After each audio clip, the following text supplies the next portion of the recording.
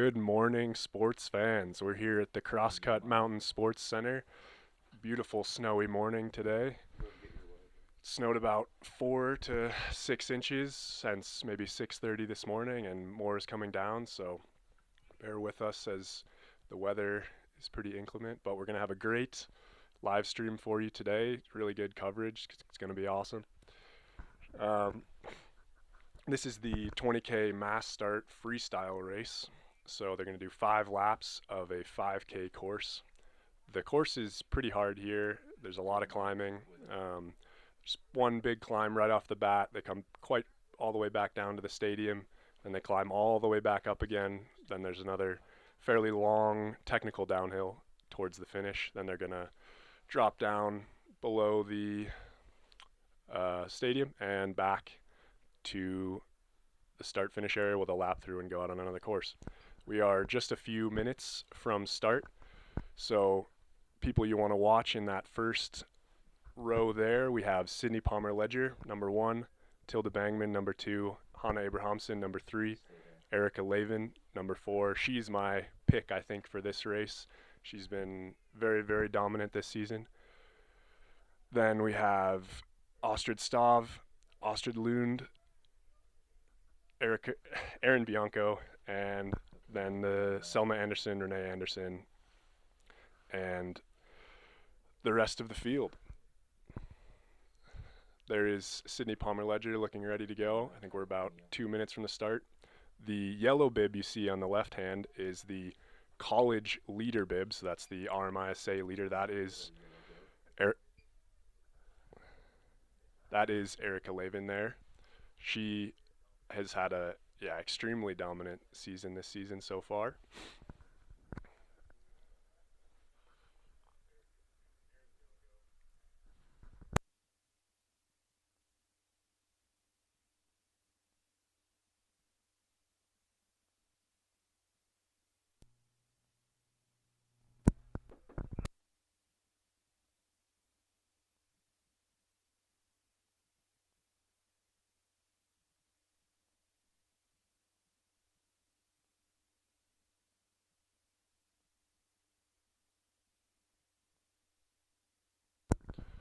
So with the new snow, it's going to add interest. Oh, here they go. They're getting ready to start.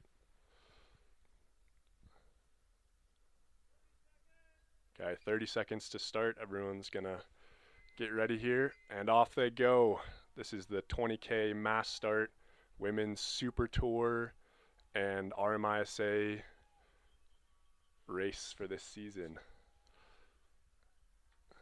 Throwing to drone. Drone.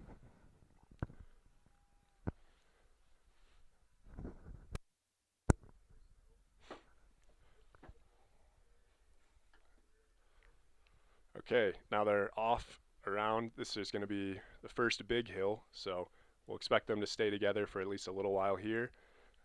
Let's see if anybody's feeling ready, feeling good to try and break away early here. This is a pretty long hill, so let's see if there's any separation that happens.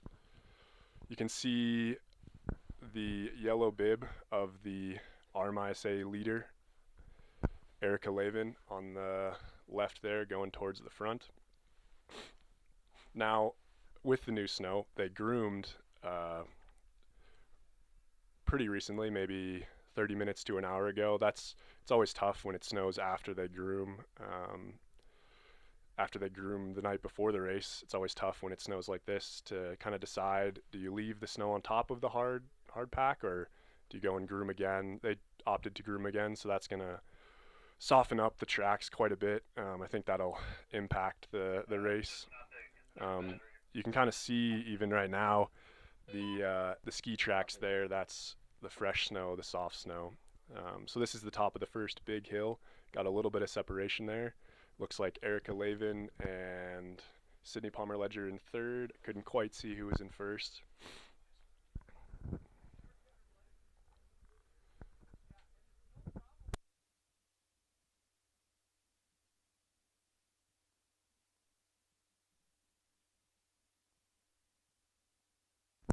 Yeah, so let's see if skis are a contention today. This is the first kind of tucking downhill we're about to come to.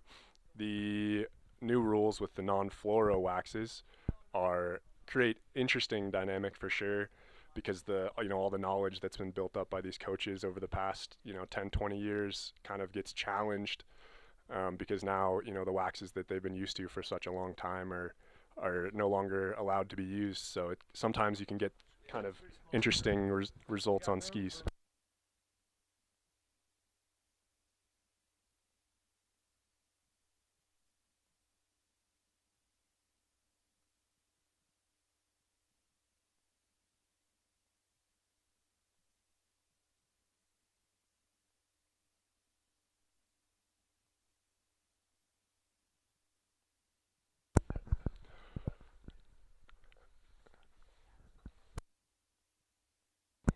Okay, now that they've come to the bottom of the first hill, they're going to climb right back up. This is maybe the longest climb of the course from here to the top. It's a pretty extended climb. Looks like there is a small group getting away. Looks like it is Erica Lavin in front there, the RMISA leader. Maybe Sydney Palmer Ledger in third, and it looks like a CU Buff skier there in second. Couldn't quite tell who it is. It's either probably Tilda Bangman or Hannah Abrahamson. Let's see, they're definitely getting some separation.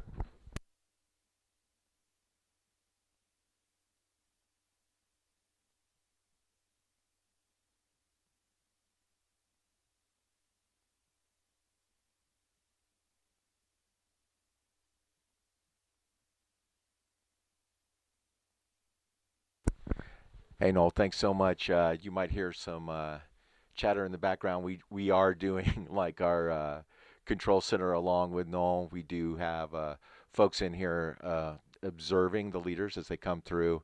So it's not your device, it's our device. I'll throw it back to Noel. Yeah, thanks, Jed.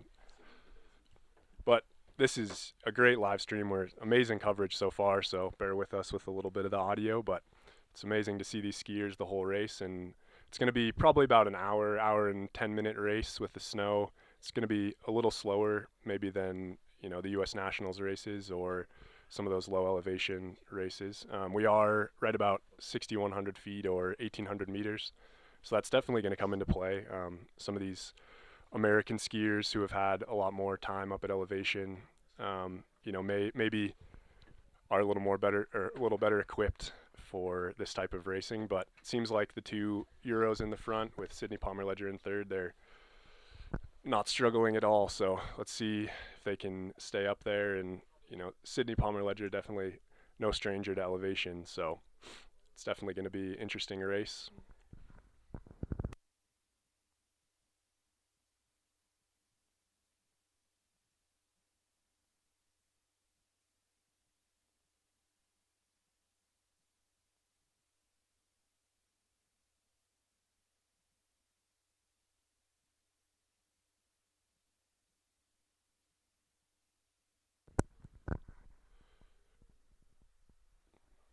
Okay, this is, looks like we lost the drone footage for a second, but this is coming towards the top of the course. You can see they're switching to V1 there.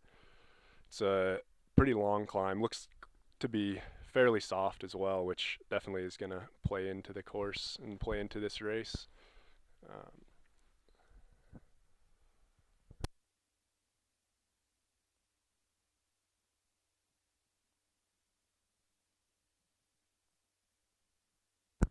Nice, there's our chasing pack.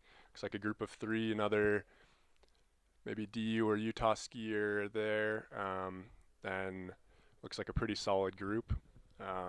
Maybe a couple 20-second separation there. It'll definitely start to spread out more, but it seems like it's staying together pretty well so far. Let's see if they can catch back up to the lead group. It's a long race, so sometimes when these leaders go out like this, they can break away for a pretty long time, but then a 20K is quite long, and they can lose a little bit of steam, and the people who have maybe rested for a little longer, maybe in this chase group and haven't didn't push all the way, as hard as they could from the start can catch up and potentially win. We've seen that many races. But again, you know, you think back to NCAAs with Magnus Bow in, I guess that was 2022, and or 2024 maybe, he broke away and stayed away the entire race. So that can happen as well. It'll be interesting to see if Erica Lavin and the CU skier and Sydney Palmer Ledger will stay in the front, and if they'll try and ski together, or maybe one of them will go off on their own. I don't think drafting will be a very big impact on this race. Oh, there's a great shot. You can see the gap there. It looks like it's definitely starting to spread out, and you know, they've been going uphill now for quite a bit of time, so definitely the legs are starting to burn, lungs are starting to burn. Hopefully no one's really pushed too hard yet, because it is a long race.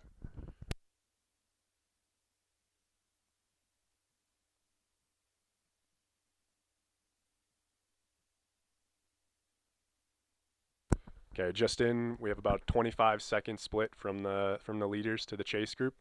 So that's amazing that they've been able to put that much distance in between them so far. Let's see if they can hold it. Oh, it looks like someone is breaking away a little bit there. Maybe the skis of the leader are a little bit faster on that downhill there. Or maybe they pushed a little bit harder over the top of that little roller.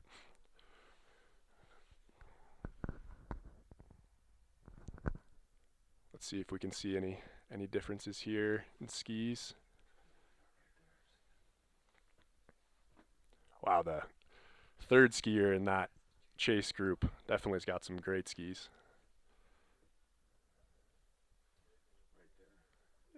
Okay, looks like we do have maybe a lone leader. Yeah, someone's dropped off there. I wonder who that was. We'll get maybe a split here in a second to see who it is. This is kind of the start of the long downhill back towards the stadium. There's one pretty decent corner here coming up, so it'll be, hopefully they can navigate that well in this soft snow conditions. It is pretty technical, and then they kind of drop down, and then there's one really big steep climb, I think, that's in the course. But this definitely a challenging course here at Crosscut. They definitely don't make it easy.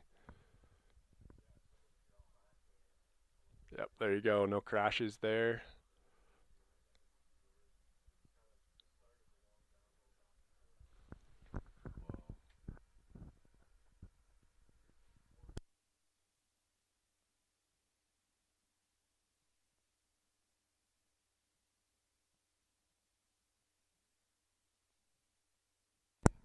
Nice. Yeah, we can see the great technical skills of all the skiers there coming around the corners, navigating that well, really skiing close packed conditions with this soft snow.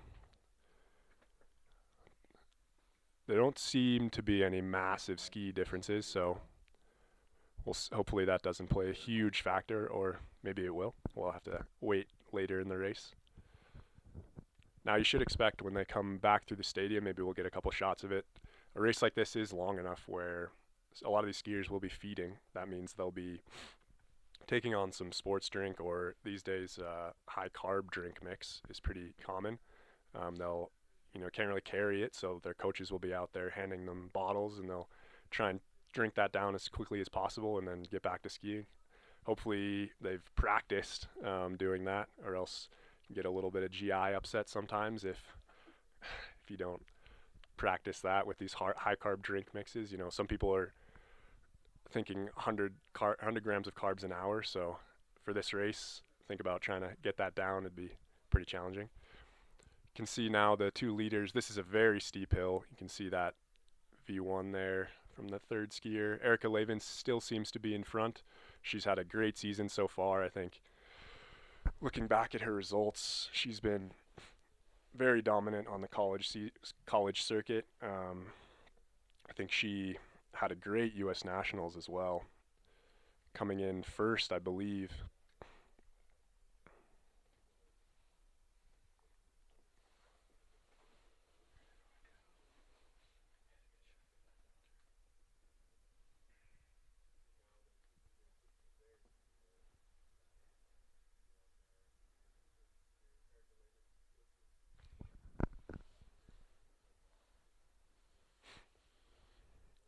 Okay, these skiers are getting a little bit of rest after that long climb. These long downhills are still fairly technical. You can't really rest. You gotta be, free skating, skiing every transition. So now they're coming down. This is kind of almost the low point. They're going to drop a little lower, and then they'll come right back up to the stadium here. We'll get some more shots. Let's see if we can get a shot of who these first three skiers are. It looks like, oh yeah, this might be the chase group actually. Let's see if we can get these skiers. Get some splits when they come through the stadium, and we can tell you exactly who they are.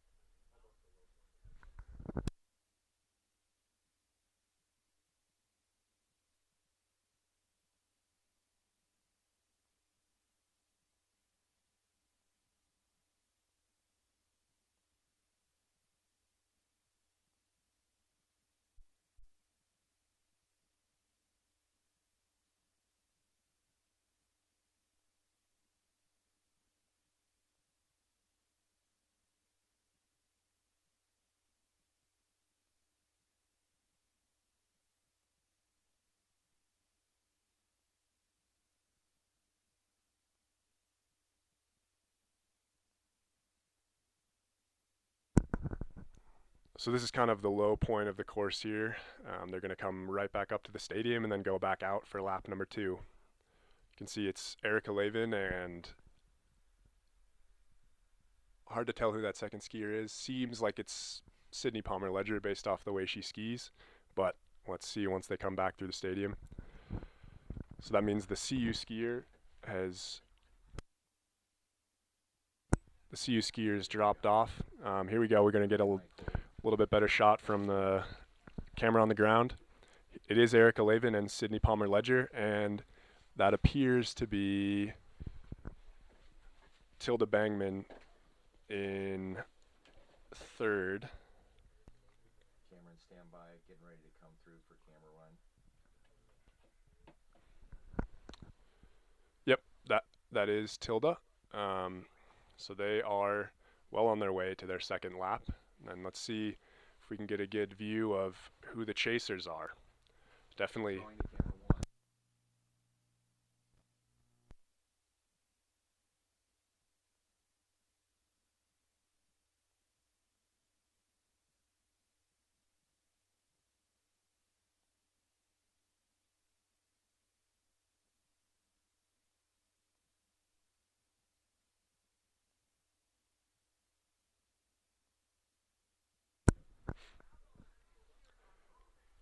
Mike, throwing back to you. Okay, getting a great shot here of the chasing pack. Looks like there's a Berkey skier, good MSU skier going there. This is the MSU invite for the RMISA race circuit. Got some DU skiers there. Looks like Selma Anderson and maybe Nina Schamberger of the Utah Utes. That's number 17, Maya Moland. She's looking great there. Then we got number 7, Erin Bianco with Emma Albrecht, both of the BSF Pro team. That is number 34 right on the end there. That's Elena Grissom. Number 11 coming through, Annabelle Needham. And number 5, Ostrid Stav. Let's see if getting a good shot of the leaders here again. You can still see it's Erica Lavin and Sydney Palmer Ledger with Tilda in third. I guess Tilda separated her shoulder at the Utah invite in Soldier Hollow last weekend, so pretty impressive for her to be in third right now. That's definitely a pretty serious injury, and great to see her skiing.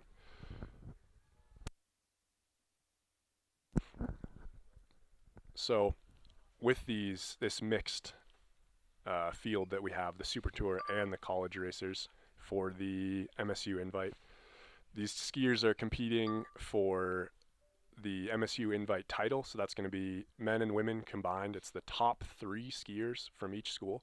So a little bit confusing, but they're going to have, each school has more skiers than that, but only the top 3 score.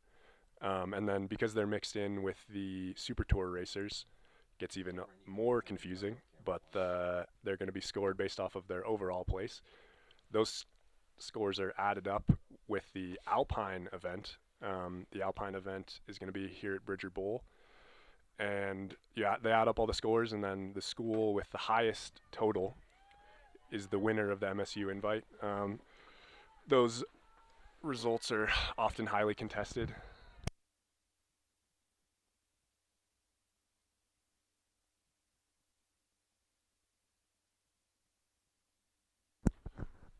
So we'll check back in with the standings of that after this race and throughout the entire weekend. For the Super Tour racers, this is a FIS race. They're looking to get Super Tour points to try and be the COC leader. If you're the COC leader, then you get World Cup starts. So they're competing for World Cup starts for potentially period 4 of the World Cup. And also, I think this is the last race weekend for the World Champs qualification. The World Champs is going to be in Trondheim, Norway, here in a couple of weeks. And these skiers are definitely, a lot of them are looking for that. I think Sydney Palmer Ledger maybe is definitely trying for a spot there. I'll have to check back in with the standings, but we can track that throughout this weekend as well.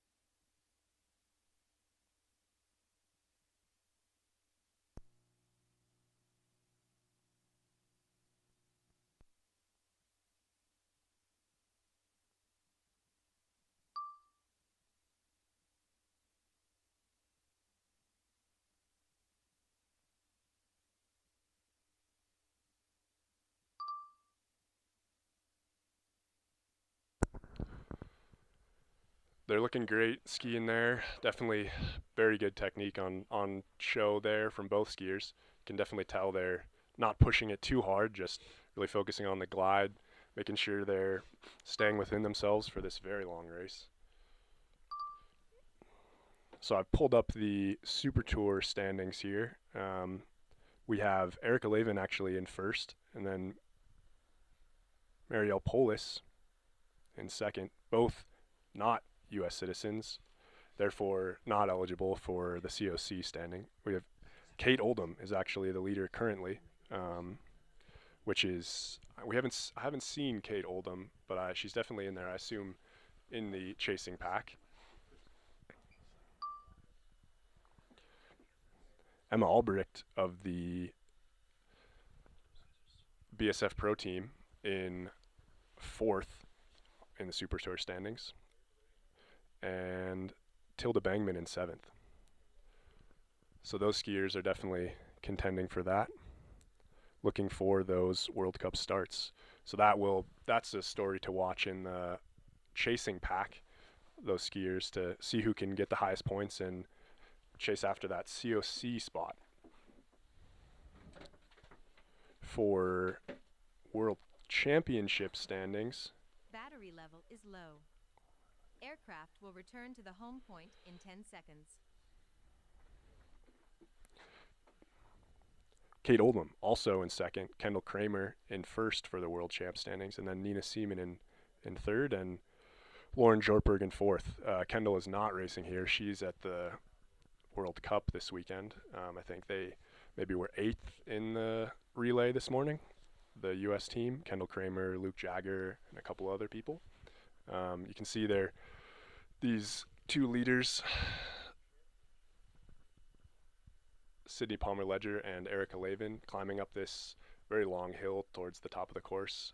Now we have two chasers. Looks like Tilda Bangman and another maybe Utah skier.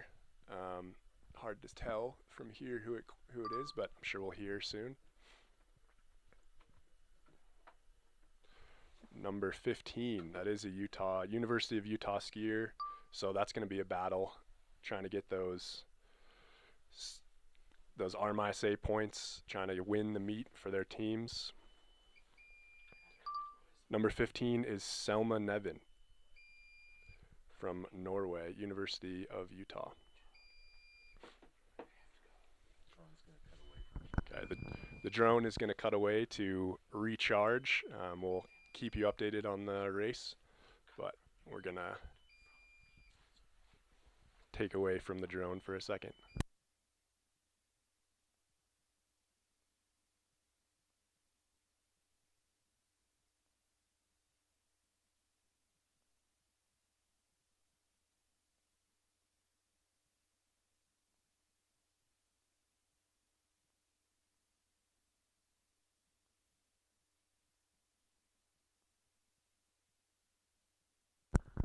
You can see this shot while we're recharging the drone. The snow is really coming down here. It's definitely adding to the antics of the race, and definitely going to be a play for the men's race a little later here today. It's definitely adding to the snow. It's going to make it slow, going to make it soft. Definitely going to play for who is going to be in contention for that men's race later in the day.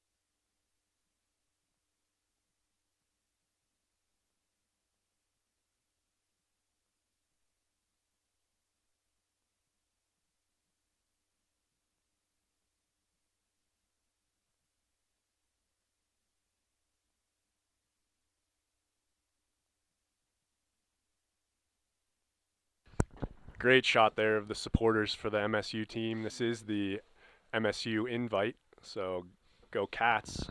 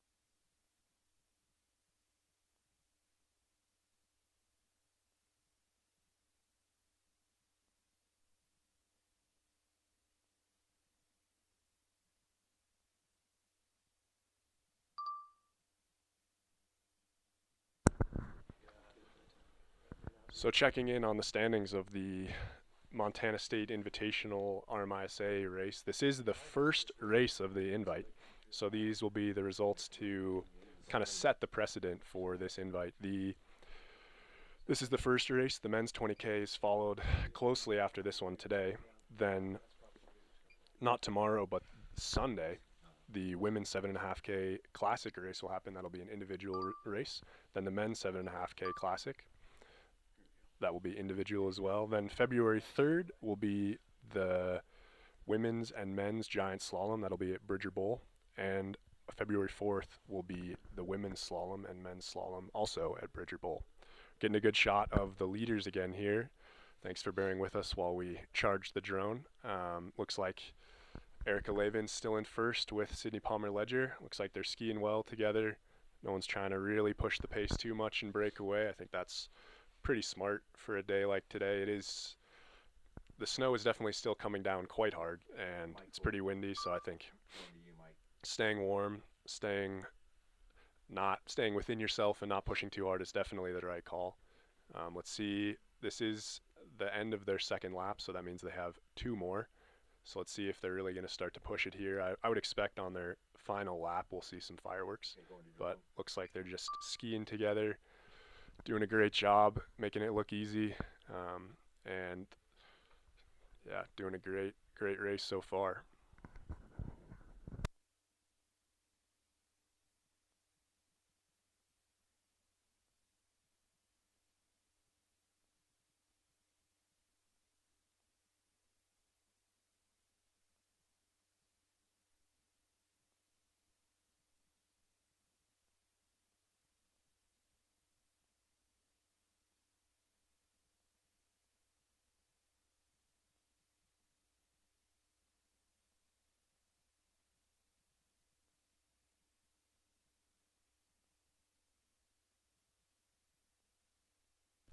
Okay, as these leaders come back into the stadium, let's see if they take a feed.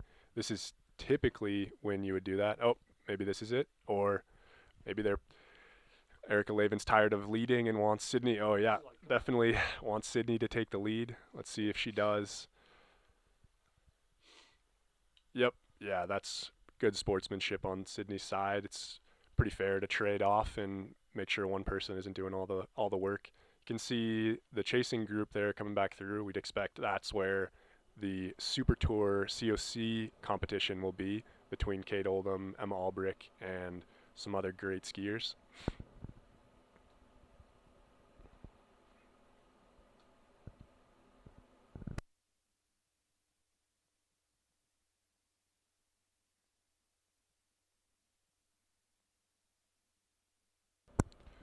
There we go, great shot.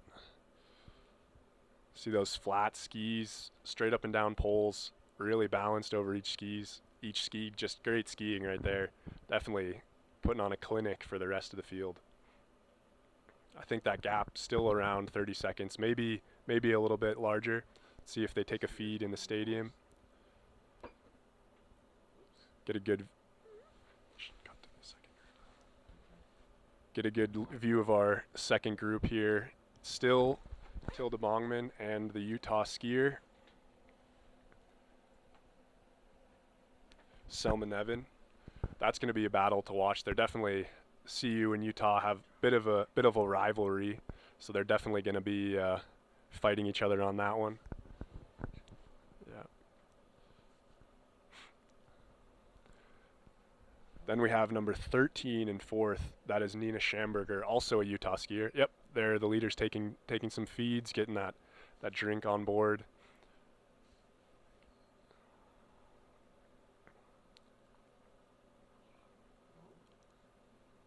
Looks like, yeah, so right about a 26, 27 second gap. Seems pretty much stable from maybe that first lap, so definitely watch these skiers. Yep, taking on feeds. Let's see if Tilda goes for one. Yep. Definitely a little bit of a fingerprint kind of what type of feed you like to take.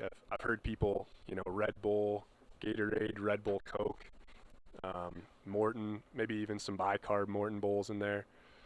This is Nina Schamberger coming through in fourth, so that's pretty good showing from the Utah Utes with 3 of the top 4 skiers, or 3 of the top 5.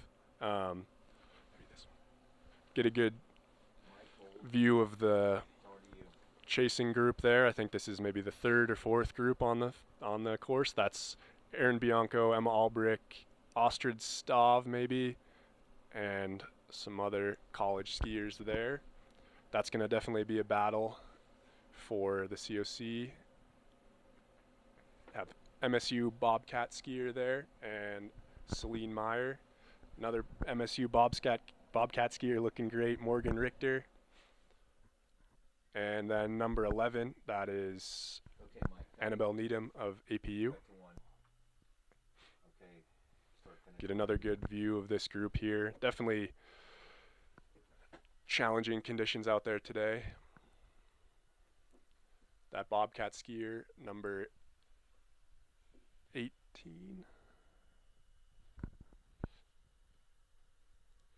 Allie Wheeler, excuse me, sorry, that was a Casper skier, not a Bobcat skier, similar suits.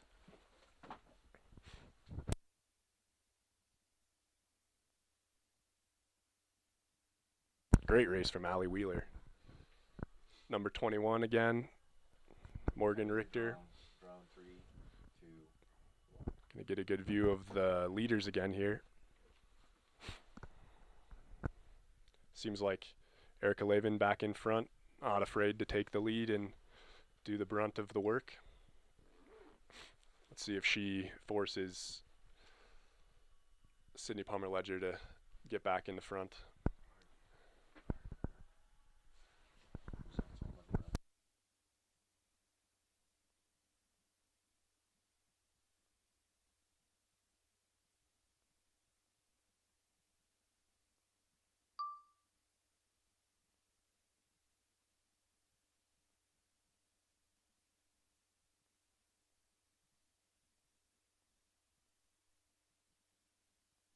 Okay, we found the live results there on muddydogsports.com.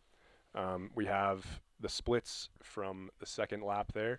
Sydney Palmer Ledger, Erica Lavin, Selma Neven, Tilda Bangman, Nina Schamberger, Kate Hauser, Ostrid Lund, Lena Wenos, Eve Odin Dufour, Neve Garden, Selma Anderson, Aaron Bianco, Emma Albrecht, Ostrid Stav, Beth Gronsom, Greta Schultz, Allie Wheeler, and Annika Landis. That's right about your top 20.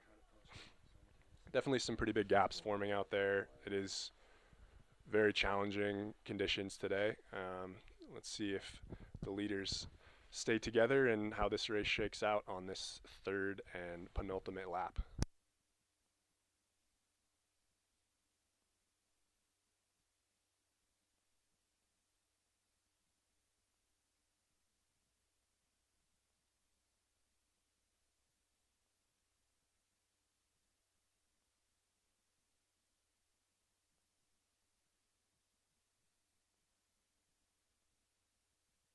Great skiing from both leaders there, V2ing up this gradual hill.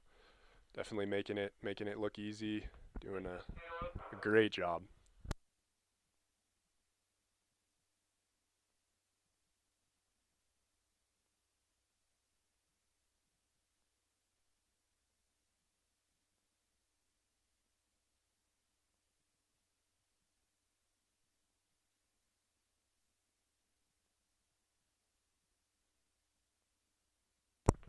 Great shot there of the chasing two skiers, third and fourth.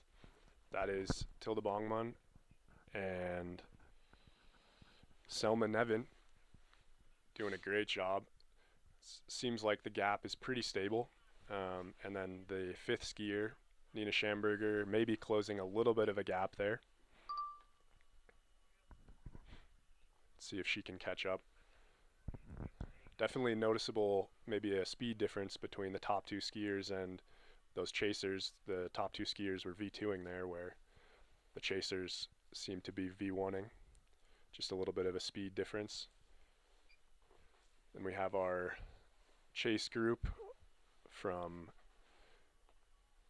5 to maybe 8, rounding out the top 10. Definitely good day for the Utes. Top MSU skier there, 21. That is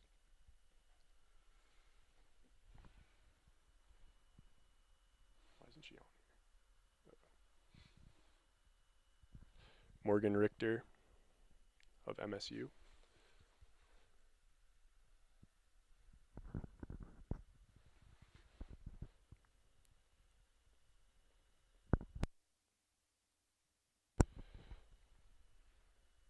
In that group, it also looks like Eva Odine Dufour and a couple other, number 4 there maybe.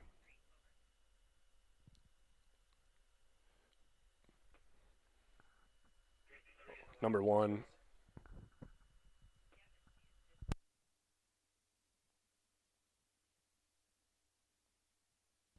Yeah, Lino Wenos and Selma Anderson in that group.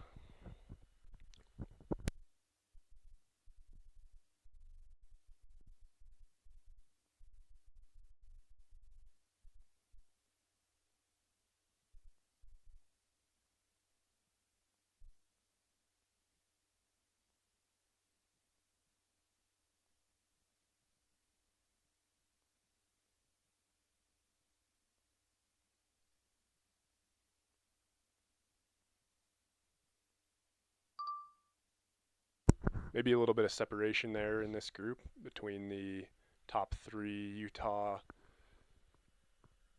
CU, and maybe another Utah skier.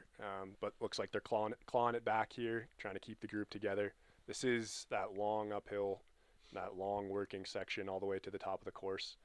So this is definitely, you know, third lap, long hill. This is maybe about as hard as it gets, bar the second lap or bar the last lap. Definitely challenging conditions, and they're doing great. I think this is when we'd expect to see some people falling off, some gaps opening up. You know, how much do you keep in the tank for the last lap? How much do you lay out on the line here? You know, is the drink mix and the feeding coming into play here? Can you know, keep those glycogen stores up and really have a good push for the last lap? It's a mental game here on this third lap on this long working section. You know, it's always about how much do you push on the gas pedal. You can see a little bit of separation there. Maybe they're kind of thinking they need to save a little bit for this next lap.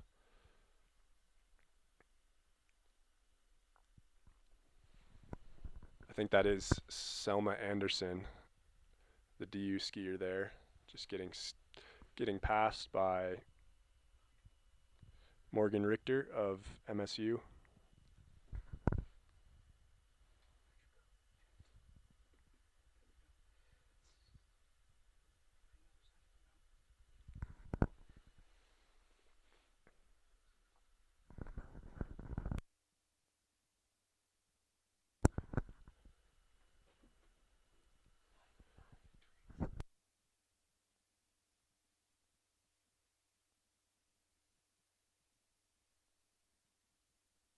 Now I think that's Nina Schamberger way in the distance there, so maybe this group is clawing back.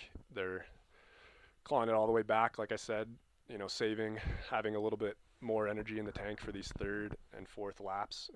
They didn't quite push it as hard those early laps, so maybe they can really close well and break down some time. It'll be interesting to see if those leaders keep their lead or what happens in between. You know, the pretty long race. This is one of the longest races that is on the calendar. Definitely the longest for the college skiers. They usually race 7.5K these days, and then a 20K.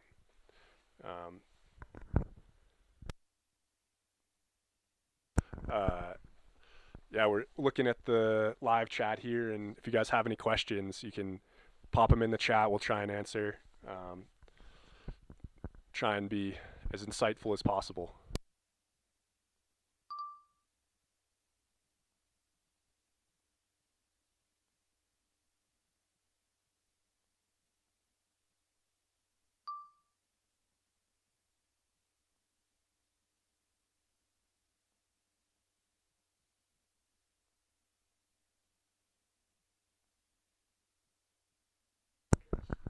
Yeah, just found out we have international watchers, so that's pretty awesome to see this local Montana race getting international viewership. Of course, with all the international skiers in the college circuit, the ties of the NCAA skiing go quite far across the world. We have skiers from Norway, Sweden, France, Germany, all in this race today. It's, like I said, one of the maybe most competitive races of the season for these skiers, just with the SuperTour in combination with the RMISA races. I know they've been trying to do that more and more in recent years. It definitely brings a great intensity to the racing, and also great fist points, which is a big deal for a lot of the racers these days, with a lot of the American racers with the U.S. ski team criteria mostly being off of fist points. It definitely provides a great opportunity. Although there was a recent change to the FIS points system, which unfortunately raised a lot of the points for the USA skiers. Getting a great shot of the skiers coming up towards the top of the course, and then towards that fast winding downhill.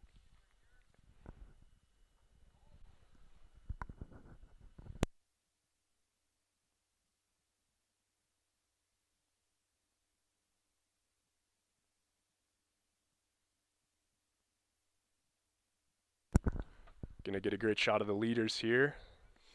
Still Sydney Palmer-Ledger and Erica Lavin still skiing well together. Looks like Erica's still pulling most of the weight at the front of the course.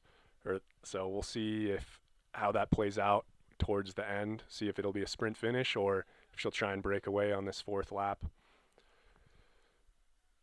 Looks like there is a little bit of separation there in between the MSU skier and the rest of the chasing group. Let's see if they're pulling back on Nina Schamberger at all. This is the hill called South to Sweden. It's very, very steep. The camera does not do it justice. You're almost duck walking up the hill. It's very hard after a long, 3 laps of racing. Then there's this fast sweeping descent right there towards those trees. You got to make sure you're on your feet, or else you're gonna slide off into the trees. You don't want that. You can definitely see quite a bit of snow has fallen since the start of this race, and these skiers are navigating it quite well. Oh, you can see maybe that second skier has a little better skis. You can see the snow getting kicked up while they're going around that corner. It seems like there's maybe 2 or 3 more inches of snow that has fallen just during the race so far.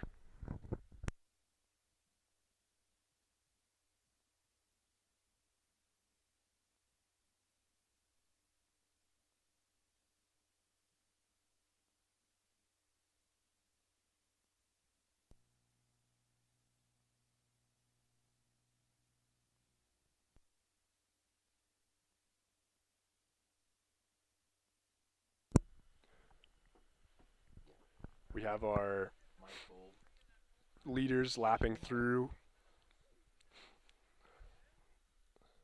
Still looking strong. Still looking like they're pushing hard. Maybe they're gonna see if there's a move that gets made here through the finish up this long steep climb, and then see if they push hard through the end. This is Erica Lavin's freshman year at the University of Utah, having a great season. I know she was definitely quite a good skier before came to Utah, but really standout performance so far. Let's see if she can hold it all the way until the NCAA championships in Dartmouth this March.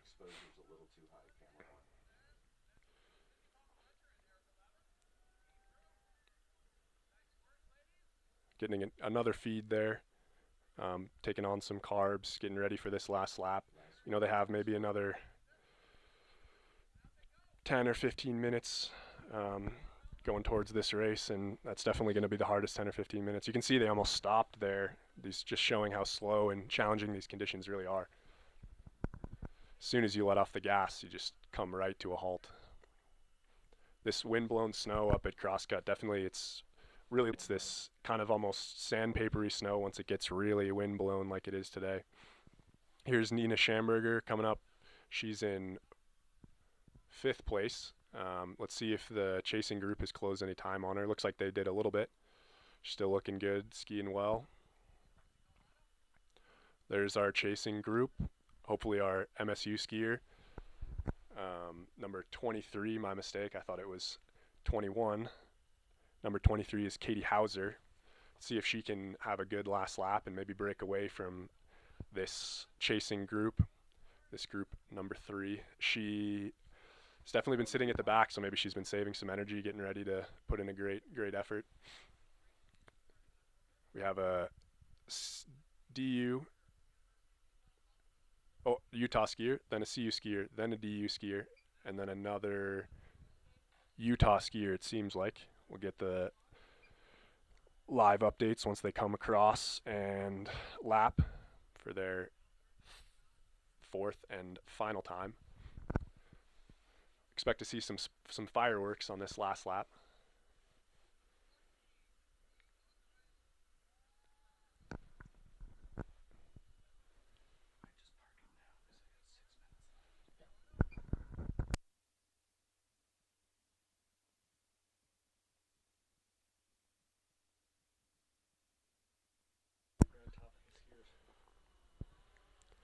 Okay, we're getting our updated results here for the 4th lap, going on to their 4th and final lap. Erica Lavin, Sydney Palmer-Ledger, Selma Niev, Tilda Bongman, Nina Schamberger, Eve Odine Dufour, Astrid Lund, Lena Wenas, Neva Grenard, Katie Hauser, Selma Anderson. And then let's see our next chasing group. Looks like Erin Bianco, Emma Albrick, number 22, who is Greta Schultz.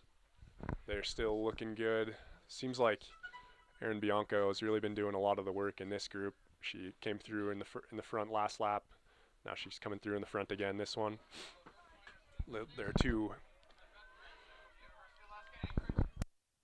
UAA skiers in that group as well, and that Casper skier still having a great race. Honestly, this will be a great result for all of those skiers.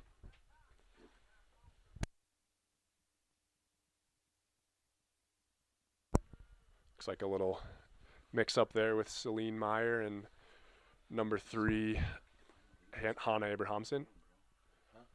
Getting more drink there.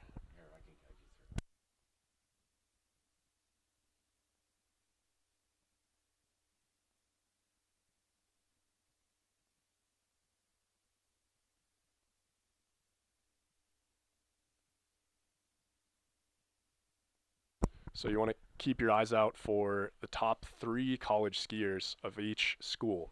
I believe right now it's Utah maybe in the front, and then followed closely by either CU or DU, with I believe MSU in 3rd.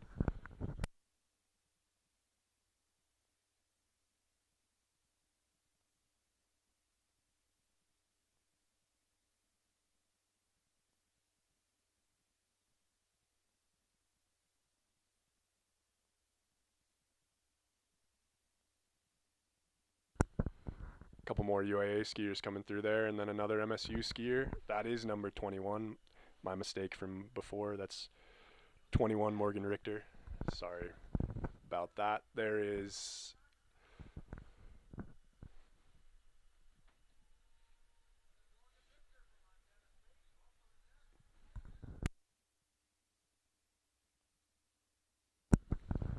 looks like Erica Lavin really picking up the pace now.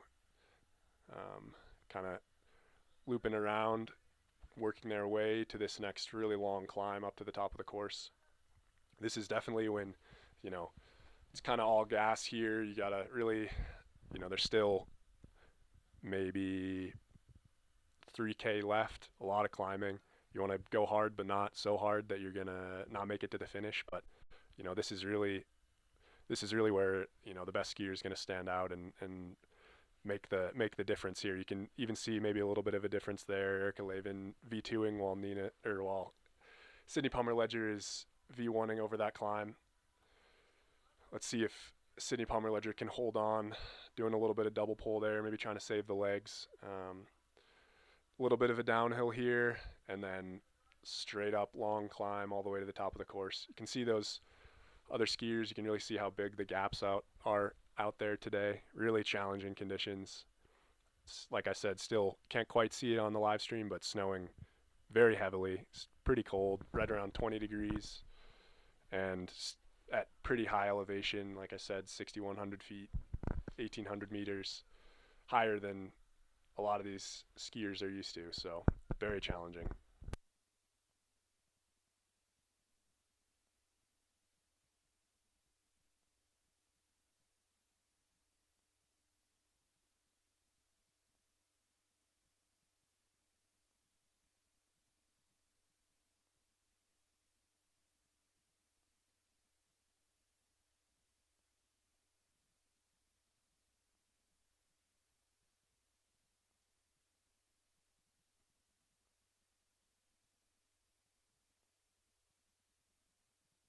That was Emma of the BSF Pro team going through on that last shot. We're getting a great view of another MSU skier, number 40. That is Maeve McLeod. Here are our leaders still together. Let's see if there's any separation that happens here on this last lap. In a sprint finish, Sydney is a great sprinter. She's had great results in the past. I think, for me at least, Erica Lavin maybe a little bit of an unknown. It seems like she's skiing maybe a little better, so maybe I'd give the edge to her after this, 15, 18 kilometers of skiing so far. I think typically when you can have a good sprint, but really these races come down to, especially in a day like this, whoever has the most energy left. You can be a great sprinter, but if you're too tired to do that, it's not gonna work very well for you.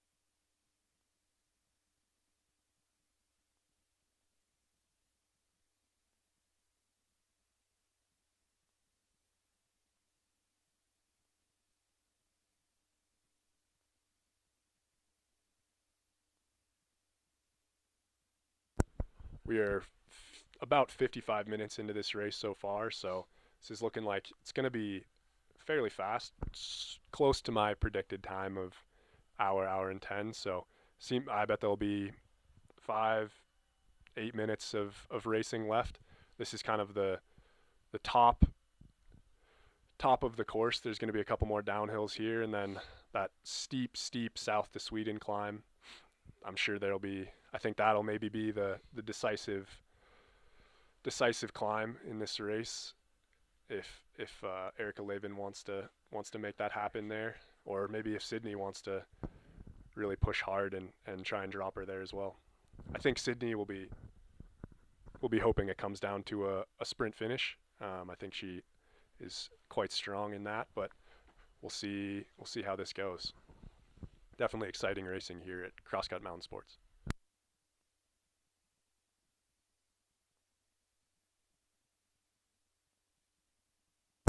This is also where, that, did you get your feed? Did you get that? Keep those glycogen stores high. I wonder, maybe I'll go chat with the Utah coaches after this, and the Stratton Mountain coaches, what they're really putting in those bottles.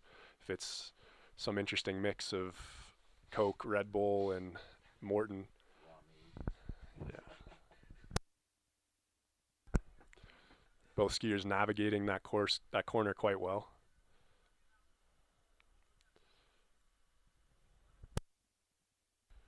So here they come to this south to Sweden climb. This is kind of a gradual uphill right before flattens out for a second, and then super steep kicker.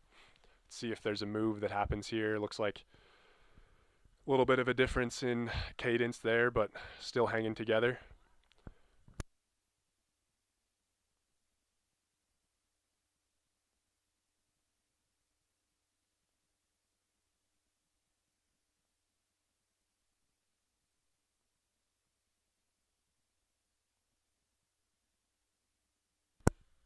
great coverage from our drone operator so far. It's really been amazing. Honestly, this is some of the best coverage of a SuperTour RMISA race I've seen in all of my years. So really happy for that. We wish every race could be like this. Okay, here's that steep kicker. Let's see what happens if they stay together, if Erica Lavin really goes for it, or they want to keep it till the finish. You can see barely any gliding in the skis happening. It is so steep, and you really can't tell from this angle. But it looks like they're still together, so I'd expect this to come down to a sprint finish. It's going to be fun to watch.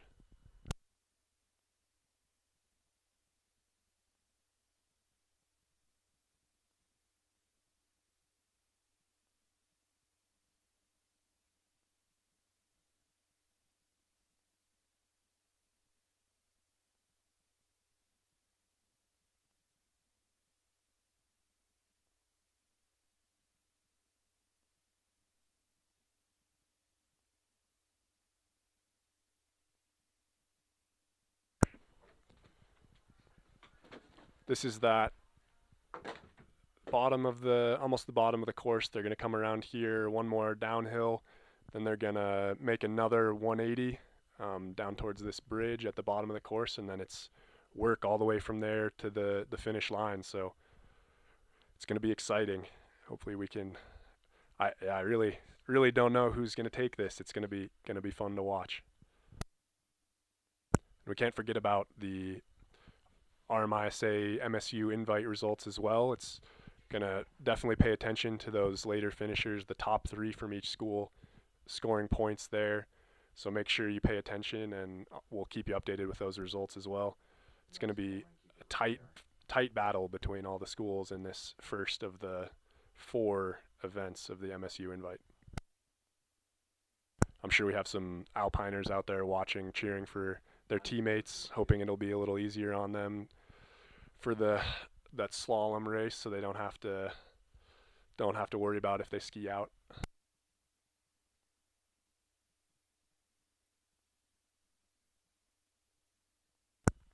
Okay, here we go. This is that 180 I was talking about. They're gonna make this 180 and then come back towards the finish line. You can see it's gonna come down to tactics. I think neither one really pushing super hard right now. I would expect maybe Erica Lavin's gonna stand up and just really play it tactically, but we'll see what happens.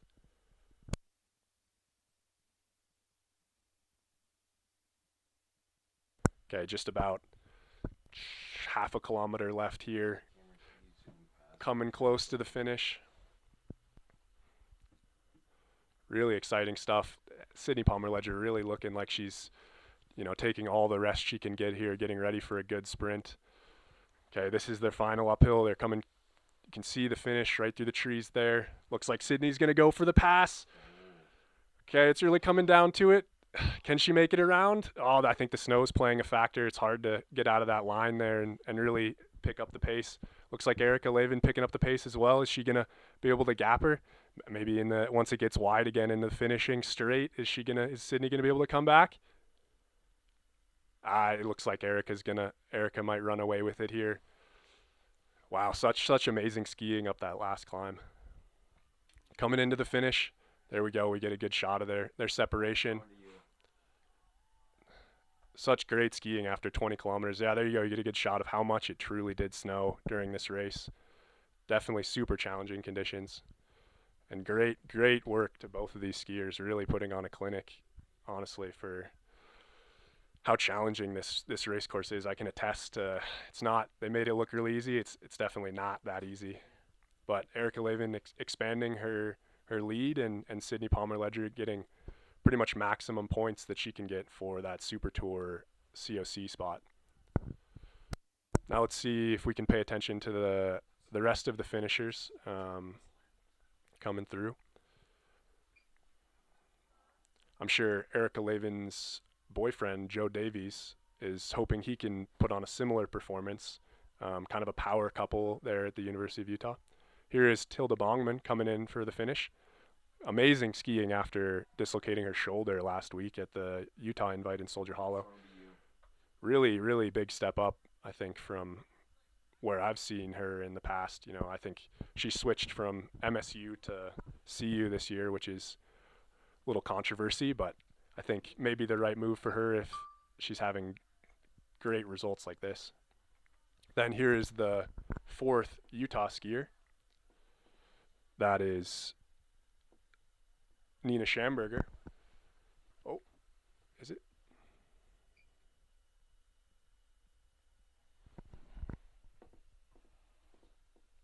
My mistake, not Nina Schamberger.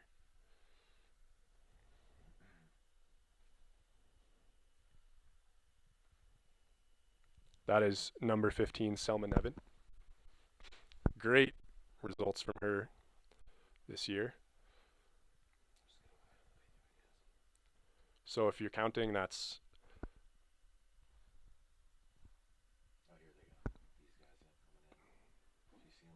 two Utah skiers, one CU skier, and Sydney Palmer Ledger, unaffiliated or affiliated with Stratton Mountain School, not a college skier. Although she did ski for the University of Utah at her time in college, so a little bit of a alma mater there. Now we have our next finisher. This is Nina Schamberger. Great race from her, staying away from that chasing pack and really putting in a great effort there. Yeah, you can really see so much snow. Oh yeah, just staying away from that lead pack. Yeah, gave it everything and really amazing skiing from her. Okay, let's see. CU skier coming in. Is that number 6, then DU, then another DU skier, then the MSU, first MSU skier there. Great job from her. And then another Utah skier. I'll try and read these names out.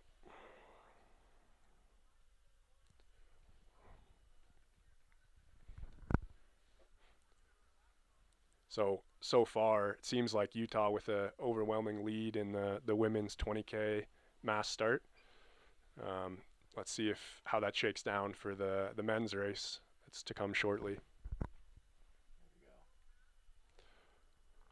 Here's our next group of finishers. This is that BSF Pro Team group, I believe. That's Emma Albrick and Erin Bianco, I believe, sprinting it out.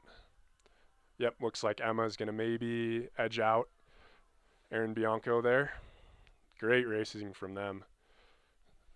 Emma Albrick in the chase for that COC spot, so I'm sure she's glad to get as many points as she can. Then their UAA skier, I believe that's Ostrid.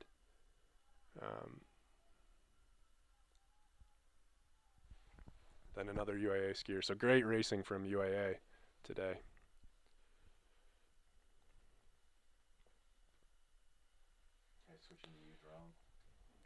Okay, so our top 10 so far: Erica Lavin, Sydney Palmer Ledger, Tilda Bongman, Selma Nevin, Nina Schamberger, Ostrid Lund, Lena Winas, Eve Odine Douchefort, Katie Hauser, Neve Grenard, Emma Albrick, Erin Bianco, Ostrid Stav, Selma Anderson, Anna Wheeler.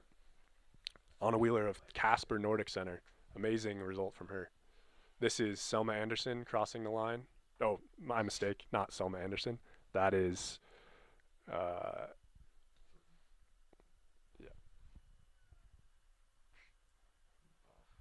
Hannah Abrahamson. My mistake. Two CU skiers there skiing it out.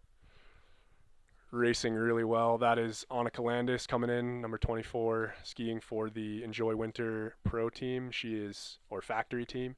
She's going to spend her season racing long distance races, going to the Engadine, the Norwegian Berkey, all over the place, so watch out for her in those races.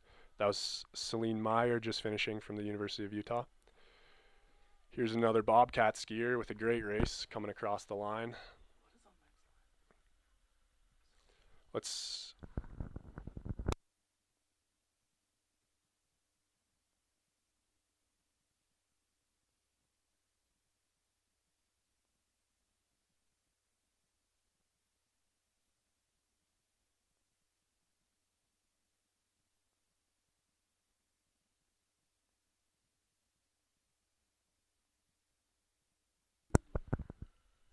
Great sprint from another UAA skier coming across the line. And that is Renee Anderson as well. Definitely challenging conditions. Really congrats to all of these women for just giving it their all and you know, making it happen in these challenging conditions.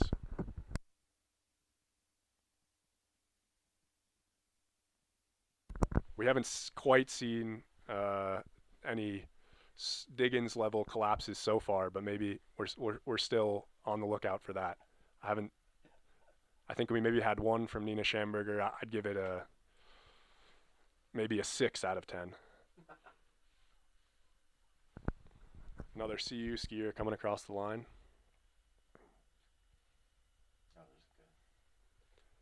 Oh yeah, there's another collapse. You know, these skiers really do give it their all, and I can attest, you know, you come across the line and it feels like you couldn't stand for another second. And that's honestly what you want when you finish a race like this. You don't want to really leave much out there, especially on a day like today when it's really, really challenging.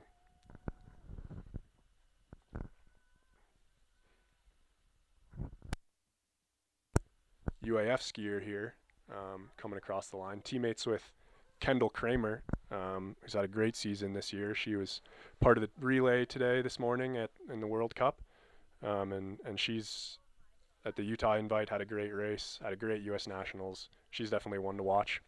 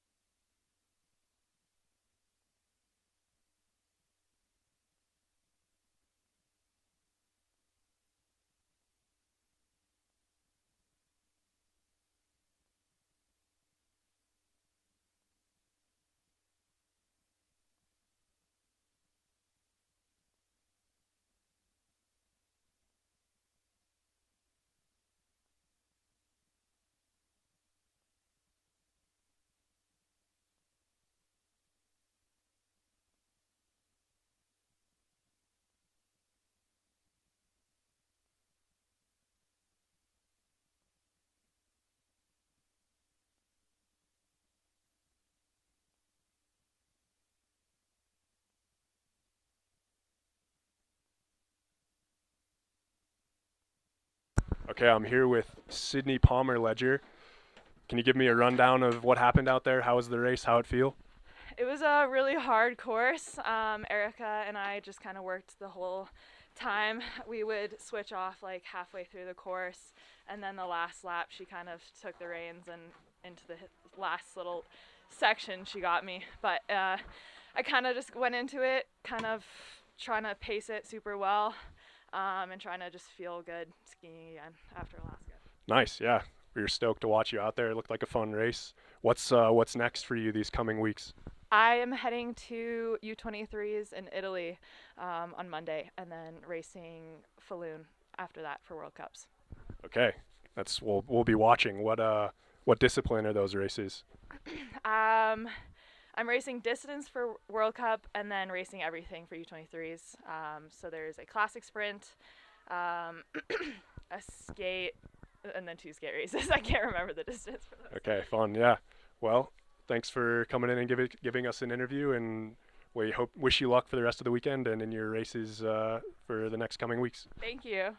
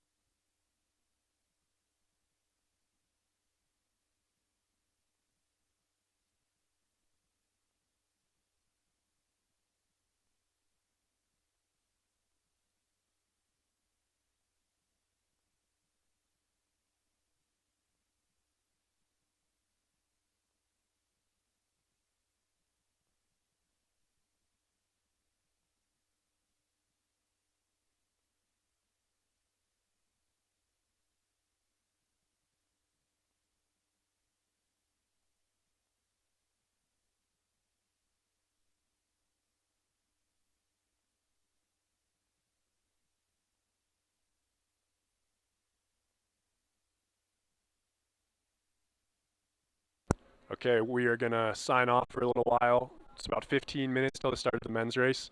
So we're going to take a little break until then, and make sure you stay tuned for that. They're going to start at 11:30.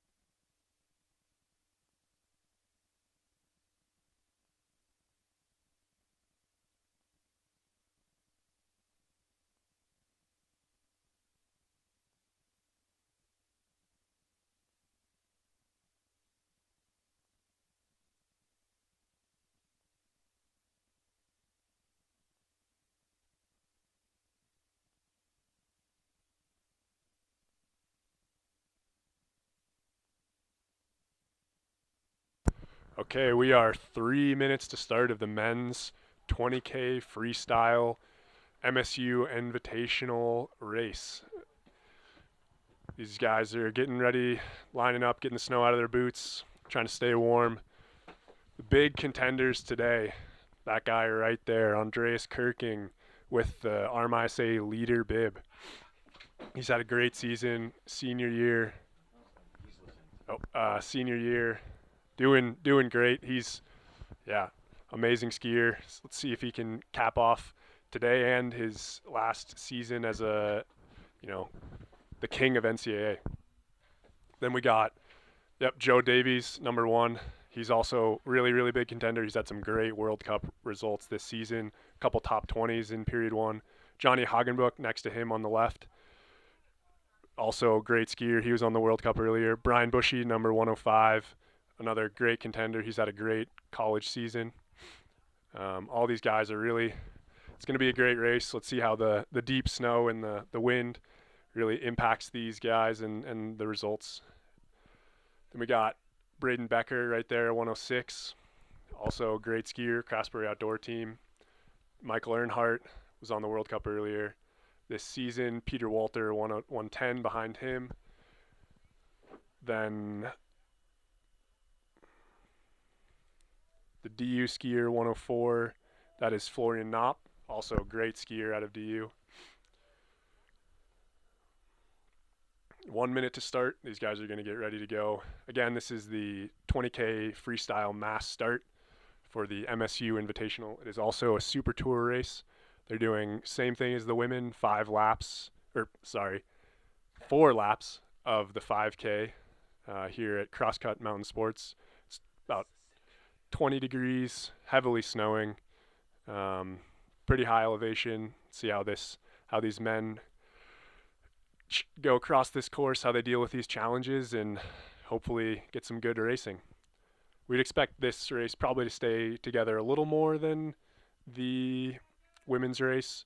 Just that's typically how men's racing goes. But let's see if any of these guys really want to send a flyer and make the race hard. Here they go off to the races. Already an intense start. It's kind of, you can see the snow getting kicked up by the racers. Pretty big field today. Definitely bigger than a typical RMISA Invitational, just because of the SuperTour racers as well. But again, super competitive field because of that. Really, really, really, really high competition. Multiple World Cup racers in this field. People who have been top 20, maybe even top 10 in World Cups before. Certainly top 30 Norwegian Cup skiers. Really, really competitive field. Right away, you can see Andreas in the front with Johnny Hagenbuch from Dartmouth. Interesting to see him here. I think Dartmouth is an Eastern school, so typically he'd be racing the EISA circuit, but I think he's chasing World Cup starts and international racing. So I think he's decided to come here and really show down with these guys. I think because of the SuperTour, because of the FIS points, because of the competition, I think this really is where a lot of the best skiers will be this weekend. Already we can see not a super high pace as to be expected. I think, first 5K for these guys won't be super crazy. Definitely stay together a little more. You can see Peter Walter there in the blue suit on the right. Andreas Kirking, Florian Knopp, Johnny in the front. And we have Joe Davies, Brian Bushy, and a CU skier there on the right. I believe that is Will Koch. You can see these guys really, when they're in the big pack like this, there's this accordion effect. So you can see them really kind of hop skating over the top of that hill just to stay in contact. It'll spread out quite a bit on these downhills, and then once they hit those uphills, they'll really bunch back up. Got to make sure your poles don't get broken, don't step on any skis, make sure you don't hit the deck this early in the race. You don't want to get the heart rate up with a crash and have to catch back up. It's never a good day. Although in a race this long, you can crash and come back and still have a good race, but it definitely makes it harder. Let's see if there any big differences in skis. There's quite a bit of snow. I was out there chatting with some of the skiers. I know, Joe Davies was telling me he's on P10-1 Fisher skis today.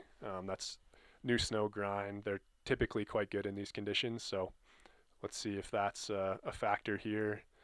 These coaches and wax techs have been putting in a lot of effort today trying to find the fastest skis. I don't know quite what they waxed with, but I'd expect a lot of structure was involved, and maybe some PS6, maybe something even hotter than that. You can see Johnny really trying to push the pace here, maybe trying to make this an honest race, make sure it doesn't come down to a sprint finish in the end. Yeah, so our top three are Johnny, Florian Knopp, then that's Joe Davies in third, Peter Walter, then, Reed Goebel, my mistake. That's a BSF Pro Team skier there in fifth, and then it's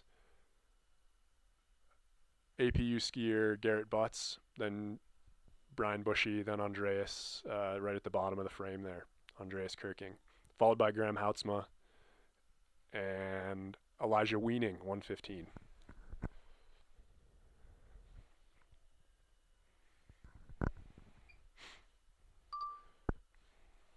You can definitely see Johnny's pushing the pace there, starting to spread out. This is kind of one of the first long hills at that long working section up to the top of the course. It's rolling here, and then there's a couple big climbs like we saw in the women's race up to the top. I was also in between races chatting with a couple of the skiers, trying to figure out exactly what they put in their feeds. I heard anything from coffee, Coke, Red Bull mix to some of the skiers. Reed Goebel actually makes his own Morton drink mix, buys bulk sugar from the internet and then mixes it together himself. So if you have any questions about that, you could contact him.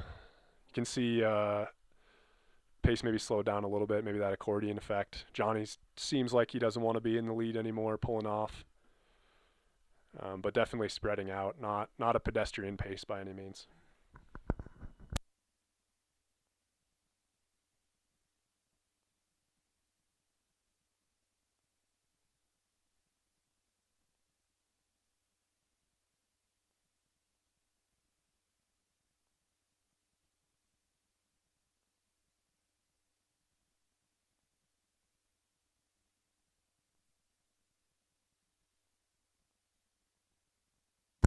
So I'm sure a lot of these college skiers, have watched the women's race, kept that in mind, and are really making sure they don't want to give up any places to that school that's right ahead of them. I think I haven't seen any official results, but by my back of the napkin calculations, it seems like Utah, CU, DU, then MSU, but no promises on those calculations.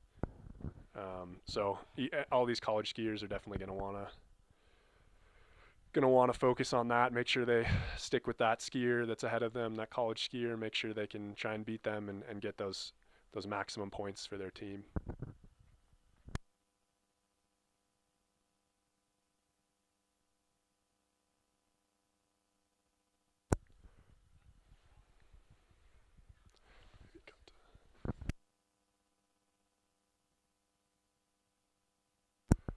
Okay, now reviewing our women's results from the previous 10K mass start. We'll keep you updated when that starts. Great shot of the men there. All spread out, everybody's pushing hard. This is kind of that longer section up to the top of the course, flat, rolling. Definitely a lot of hard work here. Mike, I got you picturing a picture. We'll expect this men's race to be more around 50 minutes to an hour, a little faster than the women, but with these conditions, it definitely won't be the fastest race these men have done. I think in terms of race favorites, I think Joe Davies has looked really, really strong this season. He is currently dating Erica Levin, so I'm sure he'll want to follow up her performance with a similarly good performance. But this field's really strong. Andreas Kirking, great skier. He's definitely one to watch. Johnny Hagenbrook, definitely, a very good skate 20K skier. Definitely seems like he's feeling good. Was pushing the pace early.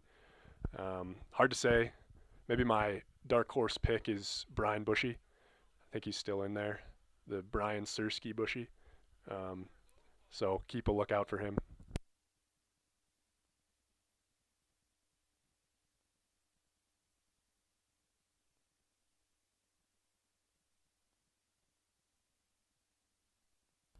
So this is the kind of the top of the course now. Seems like there's going to be, this is the pack that's going to stay around for the rest of the race. They drop down here to this quite technical descent. Let's see if the course is still holding together. See if everybody stays on their feet. And then they'll go straight up to south of Sweden, which is that really, really steep climb. Yeah, you can see different skiers picking different lines there. Oh, maybe one of the BSF skiers got a little off balance there. Hopefully no falls. You can definitely see it's quite rutted from the race previously. Seems like everybody stayed on their feet there.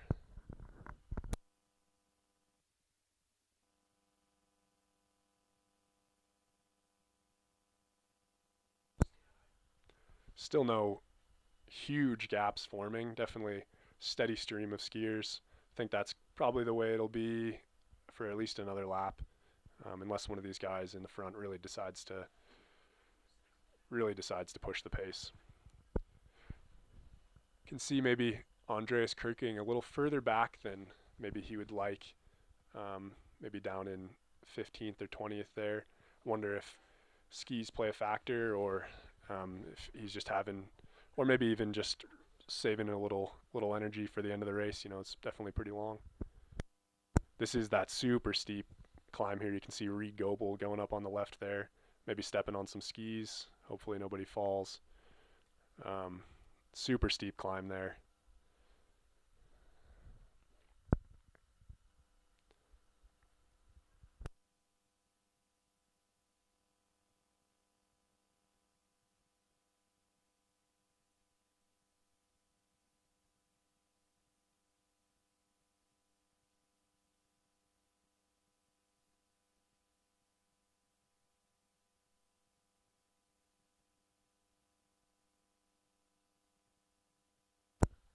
Okay, on the lower right of your screen is the women's results from the previous 20K mass start MSU Invitational. That is the CU skier in 6th place. That is Astrid Lund. Then 5th place, Nina Schamberger, holding up her award there. These skiers now can actually take prize money with the changes in the NCAA rules. I think only the U.S. citizens, unfortunately, but pretty big payday for a lot of these skiers. I think a win here is $750, so that'll cover a lot of your expenses. 4th place, that was Selma Nevin, and 3rd place, Tilda Bongman of CU.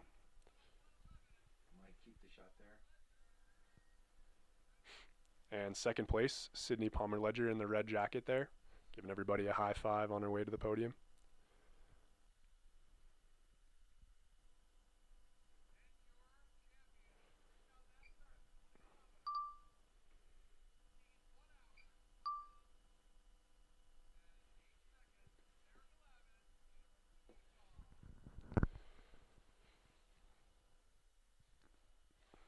You can see here the winner going up, Erica Levin, moon boots and all. Definitely a great race from her. Super dominant season so far. She's definitely one to watch for the NCAA championships. Great racing as well. Definitely super fun to watch. That is your MSU Invitational podium. Top 3. That's Utah, Stratton Mountain, SMS T2, and CU Boulder.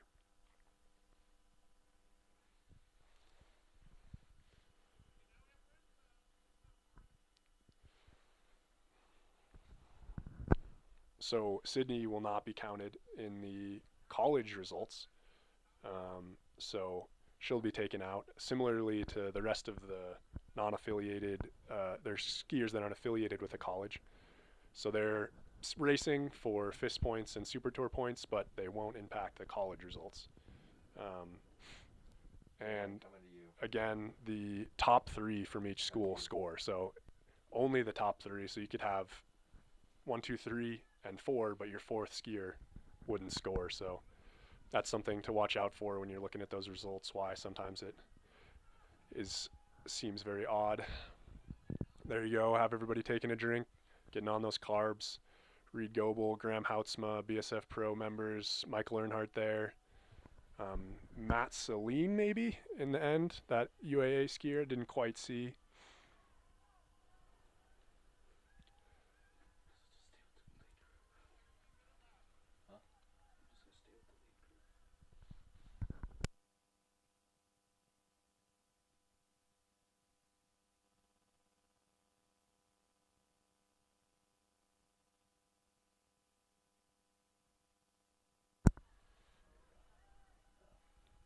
There we have Wilson Moore, a couple other skiers. Andy Newell actually racing there. You might recognize him from XC ski films back in the day. This is going out on their second lap up this big hill before they wind back down. I believe this one's called the Amphitheater Hill. It's kind of right out of the stadium. Mike, you're breaking up.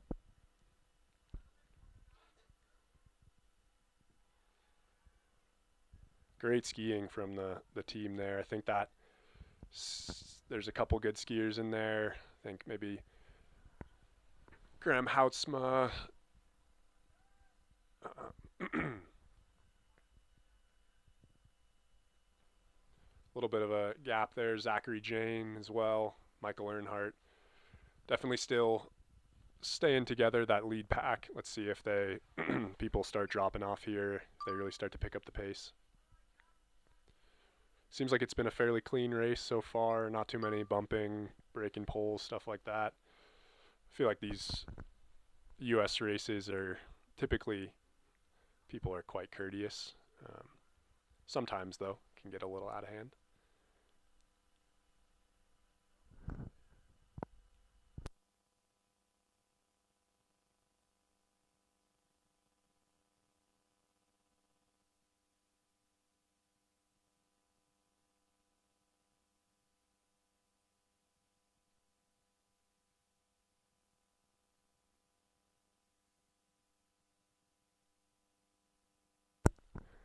Not sure if you can see that, but on the right of your screen are the live results. That's from the first lap. I'll go through and read the names of maybe the top 20. Joe Davies, Florian Knopp, Will Koch, Garrett Butts, John Steele, Hagenbuch, Peter Walter, Reed Goebel, Elijah Weening, Graham Houtsma, Brian Bushy, Zachary Jane, Christoph Zatlko, Michael Earnhardt, Matt Celine was correct. Matt Celine having a great race. Johannes Flatten, Braden Becker, Derek Dooling, Ari Endestad, Carl Roon, Anders Weiss, Lucas Wilmot.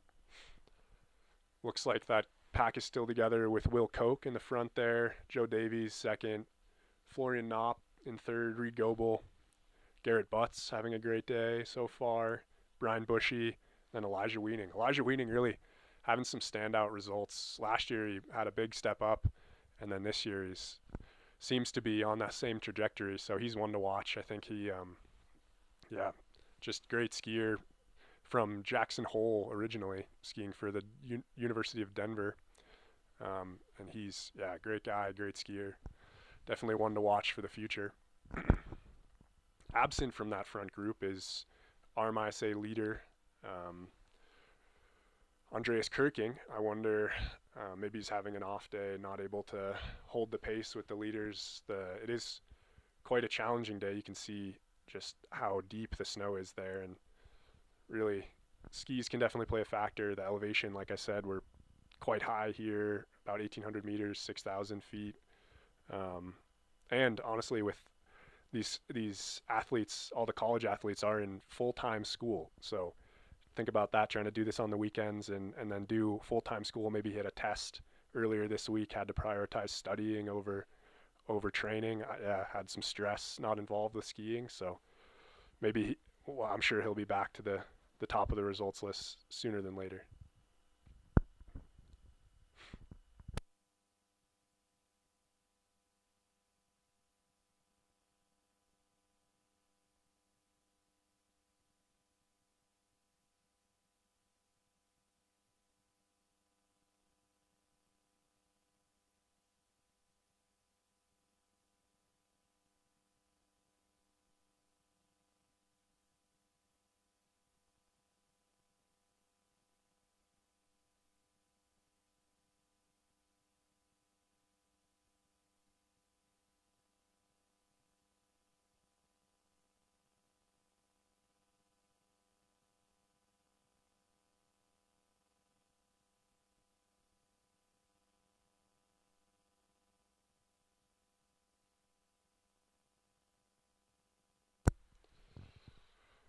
Climbing up this steep hill towards the top of the course. This one quite steep, then it's pretty long flat section, gradual flat up to the top, and then they have those steep winding descents before the South of Sweden hill.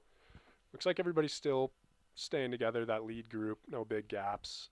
Seems like it's a fair pace, but nothing crazy so far. No one seems to be trying to really break away.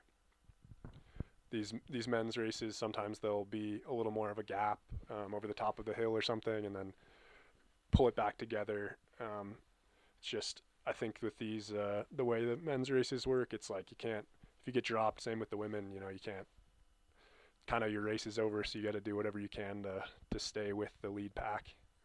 But typically it breaks up a little less.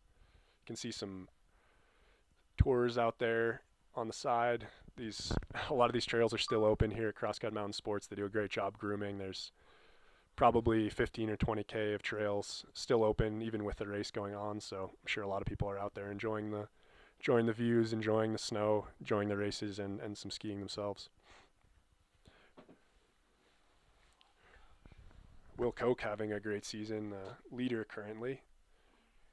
I think he was maybe skied some World Cups this year. He's definitely looking for some NCAA focus, maybe hoping for a championship or a podium there. I think for a lot of these college skiers, that's a pretty big a coveted title.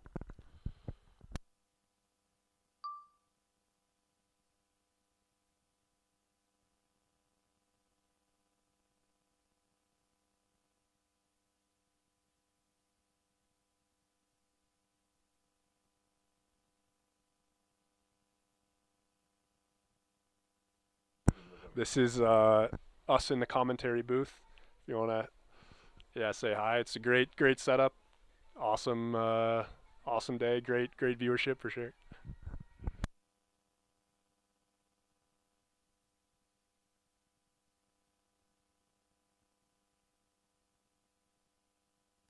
Okay, back to the races now.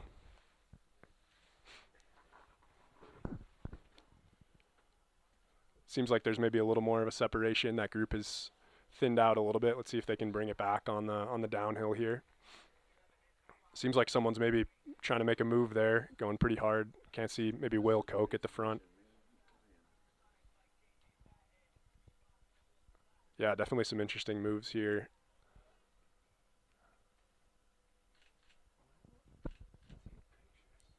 Let's see if that second group can catch back up.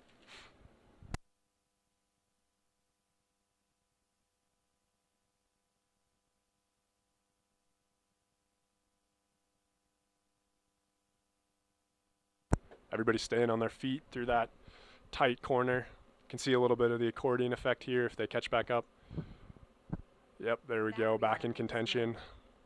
Aircraft will return to the home point in 10 seconds.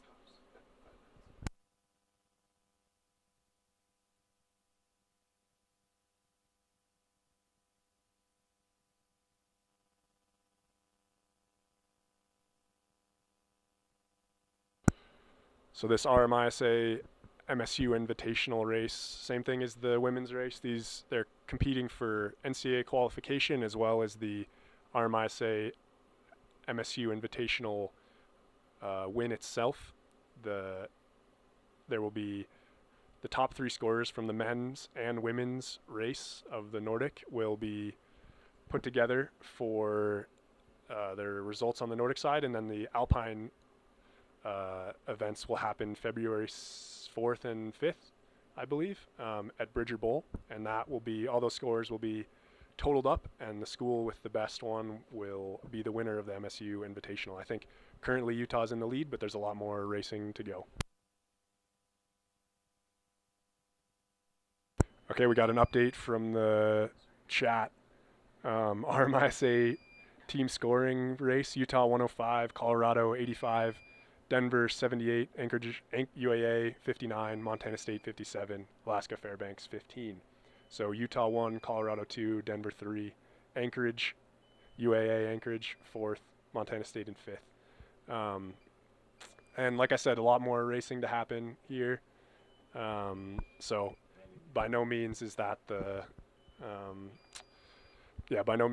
final results. We're gonna take a break here from the action to charge the drone and switch out batteries. So bear with us. You can definitely see it's still snowing quite hard. I think it's forecasted to snow all day today, and then be cold and nice for the rest of the weekend. So definitely good racing. It's gonna be great for the sprint, great for the classic day. Tomorrow, Saturday, is the skate sprint. That'll be a qualifier, then 3 rounds, quarterfinals, semifinals, finals. That is not part of the MSU Invitational. That is just a SuperTour race. It'll be interesting to see how many of the college skiers will race that. I assume it won't be too many, but some of the Americans who are looking for SuperTour points or qualifications to international racing will probably do that as well. Then on Sunday, it's a 7.5K classic individual start. So it'll be a different course, I believe, than this one, and individual, but that is part of the MSU Invitational, and expect that to be a very hotly contested race as well.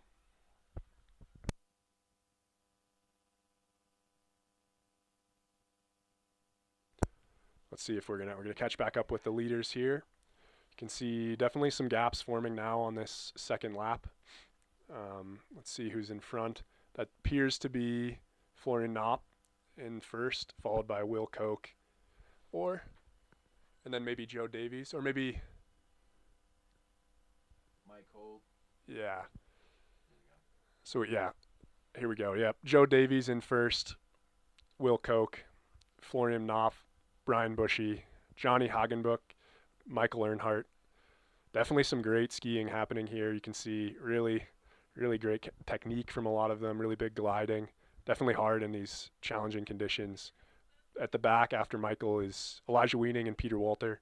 Some really good skiing. Most of those skiers have started a World Cup at some point. Really high caliber of racing these days in the U.S. Really, you could send any of these guys over and they'd be great candidates for World Cup starts. I mean, the level is so high now in the U.S. with Gus and JC and Ben, and it's really bringing a lot of these skiers up as well. Really raising the level and the professionalism of the U.S. At the back there is Garrett Butts, looking good, skiing out of the Alaska Pacific University. Originally from Crest Butte, or Gunnison, actually. I think he, in the summers, would work at a dude ranch and ride horses, do bring people's camping stuff in, and I think he's quite the cowboy. This is the chasing group further back. Then there's now we're switching to the lead again. Joe Davies still in the front, seems to be V2ing quite far up that hill.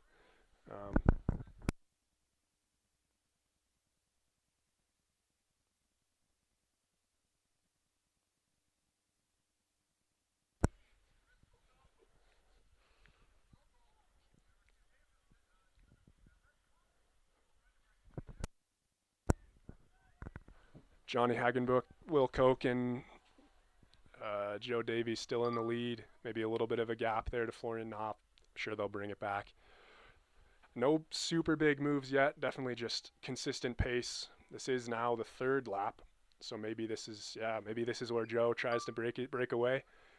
Not the best place with a pretty big descent right after this, but this next working section after this downhill is quite long, and I think that would be the place for a big breakaway to happen. Here goes Joe, maybe Will, see if he can pull it back on the downhill. This could be the decisive move of the race.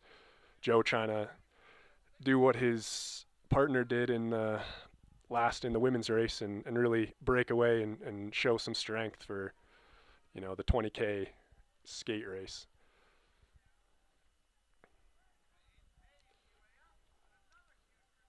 Okay, Will brought it back a little bit. Let's see if they can go forward.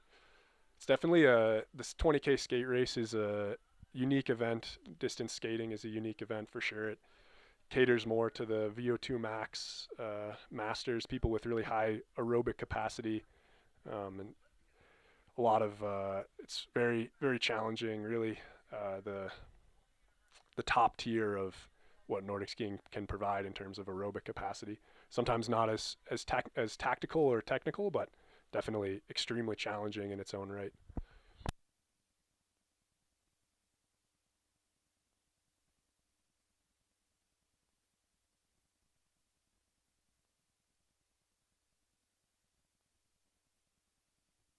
Peter Walter still hanging on there, looking good. I think he's about to head over to Europe for a pretty long time to actually guide for a para-athlete in some para-world cups.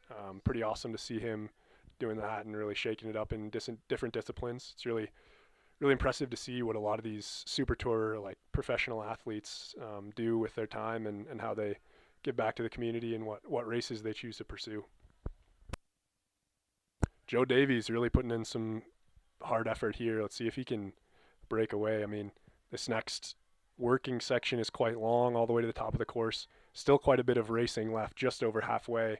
So it would be quite surprising or unusual for him to make it by himself all the way to the finish. Typically that doesn't happen. But you can see Johnny Hagenbuch now maybe making a move, maybe trying to catch back up. Joe is on P10-1, which is quite a good grind from Fisher, so maybe he's got a little extra ski speed. Utah coaches always working hard to provide the best skis for their athletes, as well as all the coaches out here in Wax Techs. Definitely a challenging day. A little easier that it's skate, but definitely still pretty challenging to get the right skis, get the right wax. You can definitely see now it's breaking up quite a bit. Big impact of pace from Johnny and Joe.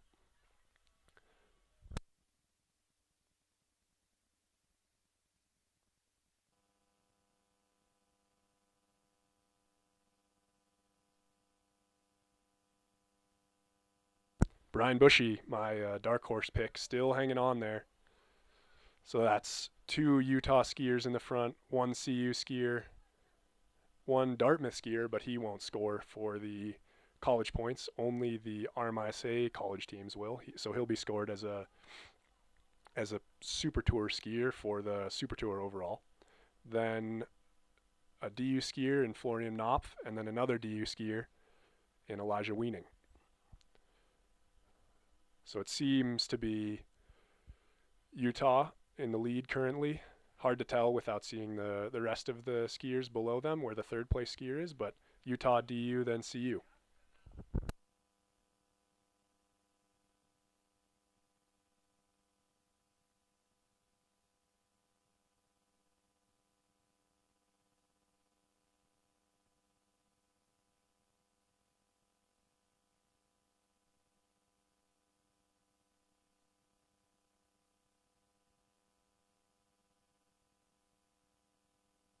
You can definitely see now it's really starting to snow hard. Really big flakes there.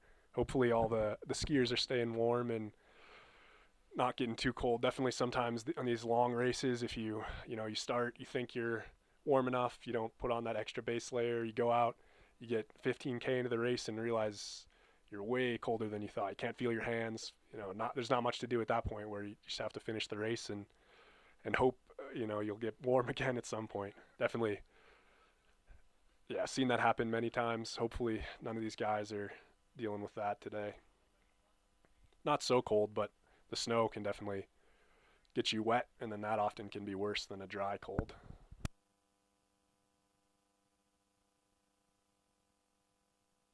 Looks like Johnny caught back up to Joe there. So those two are now a little bit of a gap, maybe a couple meters. And then I believe it's Will Koch. Hard to tell from here, but Will Koch definitely now in fourth there. Looks like whoever that third place skier really trying to catch back up. Yep, Brian Bushy, there we go. Brian Bushy, Will Koch, Michael Earnhardt. Looks like Brian's really trying to catch back up. Maybe Joe maybe overcooked it a little bit on that, trying to make a gap there. Definitely still, a whole nother lap left, so don't want to push too hard here. But some of these guys, these true aerobic beasts can push above their lactate threshold, then slow back down a little bit, have that lactate drop below, 3, 4, recover, and then they can go again.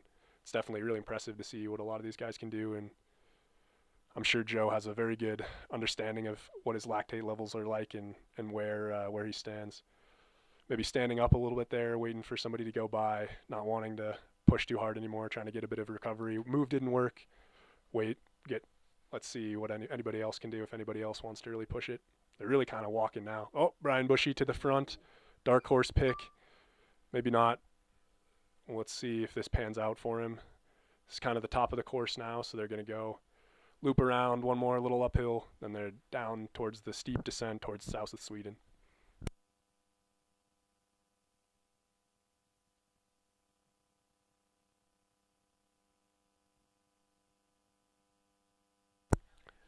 Maybe Brian Bushy picked P10-1 or maybe a different grind. Maybe he's got a little bit of an edge up on his teammate, Joe Davies, picking the different skis, or maybe the same ones.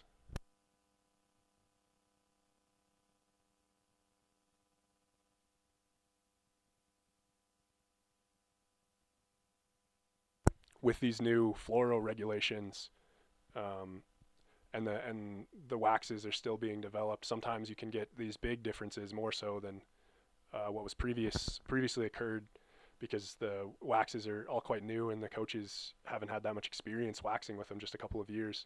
So sometimes someone can take a gamble on a new wax and it won't pay off very well. But it's kind of like, yeah, it's definitely interesting to see how it plays out. And unfortunately now too, your skis play a much bigger difference. If you have a good pair of skis, the wax doesn't matter so much. So people that have quite good skis from the World Cup or kind of their reps can make quite a big difference with these races where there's no fluoros, and often now they call waxes. So in a typical RMISA weekend, they'll call like a PS6 or a wax for that everybody will use, and you aren't allowed to wax anything other than that. You can do structures, can be different, but you have to do the called wax. So your ski can be make quite a big difference in races these days. They're going up south to Sweden now. That steep kicker. This is probably where I would assume on next lap there will be big moves, but it could come down to a sprint. There we go, Brian making a move, pushing over the top of that hill, getting a little bit of distance. Such a good tactical skier, Brian Bushy. He, trying to think back to some of his very good results. I think he qualified in the top 3 at U23 World Championships last year. He's definitely been on the podium multiple RMISA races. Definitely one to watch. I feel like sometimes he flies under the radar, but very, very good skier. Originally from Montpelier, Vermont, and grew up skiing with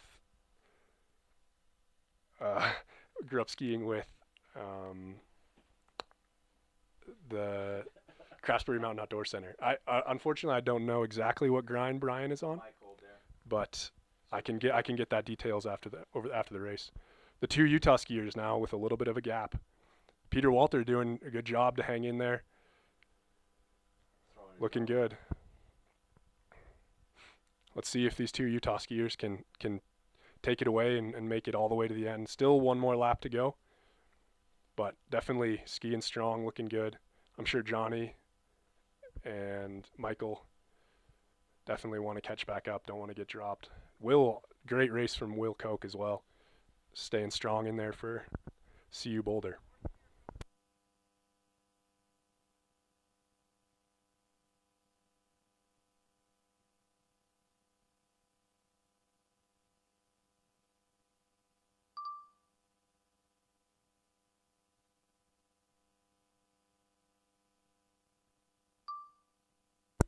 Okay, Johnny made up the gap, so kind of Brian put that work in for nothing. So hopefully he can hold on to the end. It's definitely going to ramp up. I mean, over a race like this, every single little sprint that you do adds up at the end of the race. You know, like you push over a hill here, you push a little harder here, you try and break away. That's definitely you're gonna feel that in your legs on the last lap, the last 3-4K.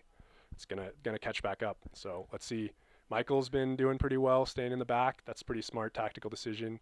Will was leading for a little while, maybe looking a little tired. Johnny's looking good. We'll see what happens. I think the winner could come from anyone in this group.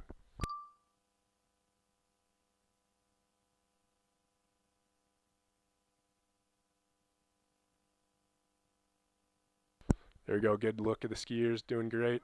Here comes Peter Walter. Got a glimpse of the drone there too. Peter Walter looking good. Little technical difficulty there, but we'll get that sorted out shortly. Elijah Weening, great race from him. And then Florian Knopp, two DU skiers, having a great race. Elijah Weening, amazing race from him. Top DU skier. That's from an American top DU skier. I feel like that hasn't happened in a long time, maybe since the days of Lars Hanna.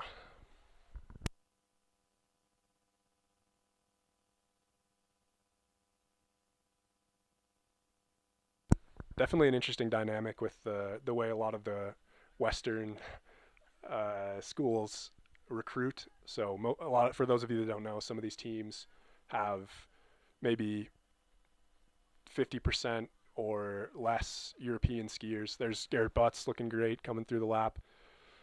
Yeah, like Florian Knopf here, DU skier. I think this is his third year at DU, but yeah, a lot of these great skiers come over from Europe, Norway, Sweden, Germany, Austria, come over to ski and get some school, do some school, get some good racing in. This is Zachary Jane, Graham Houtsma, and Reed Goebel. And yeah, come over to get some school, do some racing. It's definitely a great opportunity, but sometimes it can be a little hard for a lot of US skiers to compete with these European skiers who are typically a little older than a true freshman.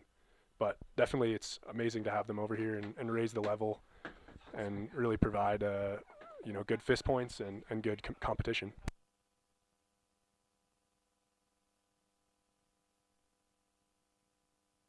Here comes Zachary Jane, Graham Houtsma, and Reed Goebel. Graham Houtsma had a great start to the season at the Period 1 SuperTours, having a couple podiums. Reed Goebel, great start as well. I think Reed is going to actually go over to Europe and do some guiding for a para-athlete as well. So great to see that from him. Zachary Jane, great skier, kind of new on the scene, but amazing addition to the Utah team. Here we have our third group maybe. It's Max Cluck there in second, Anders Weiss, Braden Becker is the Craftsbury skier, Ari Endestad, UAA, or sorry, not Ari Endestad. And let me try and see the rest of the skiers. All skiing great still, making these conditions, making light work out of this. Peter Hines there from UAA, Buster as well. There's Andreas Kirking. Hopefully he's feeling good out there still. Maybe would expect a little more from him, but everybody has a off day every once in a while. Here's some Alaska Pacific University skiers. Trying to see who that is. maybe Thomas O'Hara, and that's Ari Endestad. Sorry for the mix-up.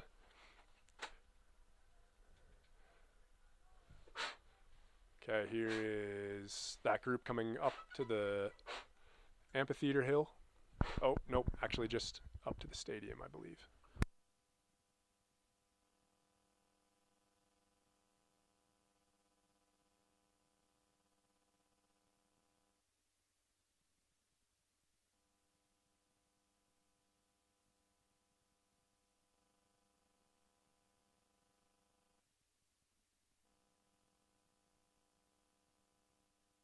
That was Matt Celine leading the way there.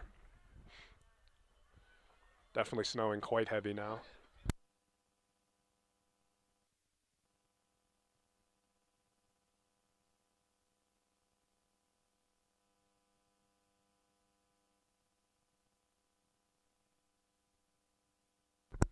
That last group was Lucas Wilmot, Anders Weiss, Corbin Carpenter, Braden Becker, Derek Dooling, Pierre Hines.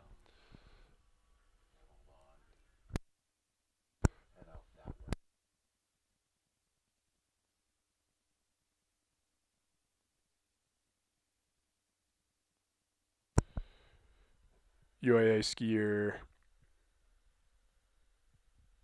Garrett Seaver coming through there.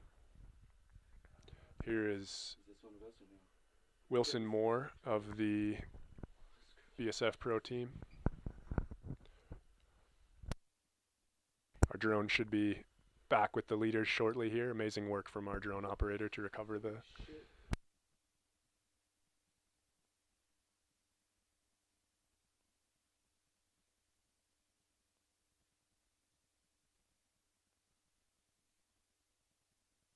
There's Andy Newell of XC Ski Films coming through, the coach of the BSF Pro team. Amazing.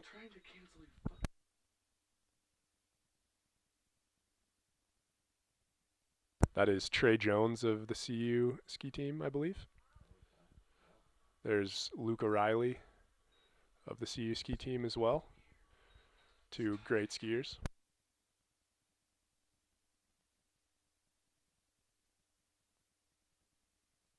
Julian Locke coming through there, Canadian skier. I think he is actually the owner and operator of Nordic Pulse. If you've ever seen that, it's a Nordic skiing app to see where and which trails are groomed and what the conditions are like. I think that's kind of been his passion project of him for a while, and it's great to see that take off. It's definitely pretty useful to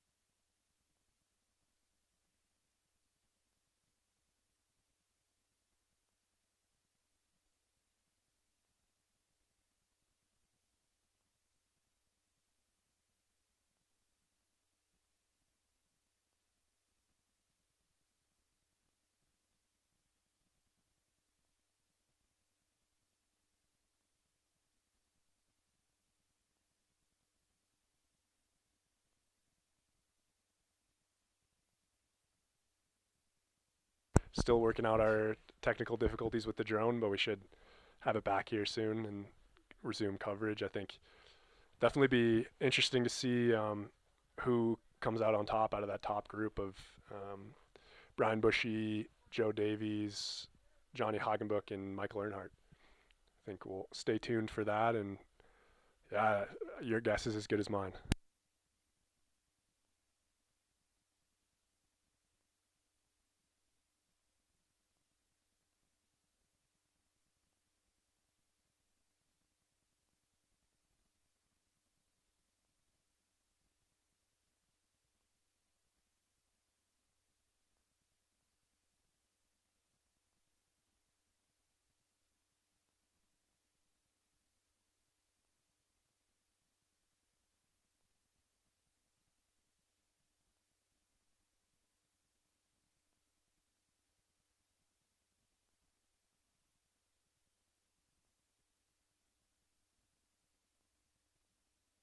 That is Woody West going through. And this is Joel Power coming through of the Montana State Bobcats. Originally from Anchorage, skied for the Alaska Winter Stars. That's the club that Gus Schumacher grew up skiing for, I think. Really strong ties there, and great development program, I think. Now he trains with the Alaska Pacific University along with a big group of American skiers. Zandon McMullen, Luke Jagger, Gus Schumacher, J.C. Schoonmaker, who else? Michael Earnhardt. Yeah, just a great group of guys there, and super strong training group. I think they, it's a super uplifting U.S. skiing for sure, that group.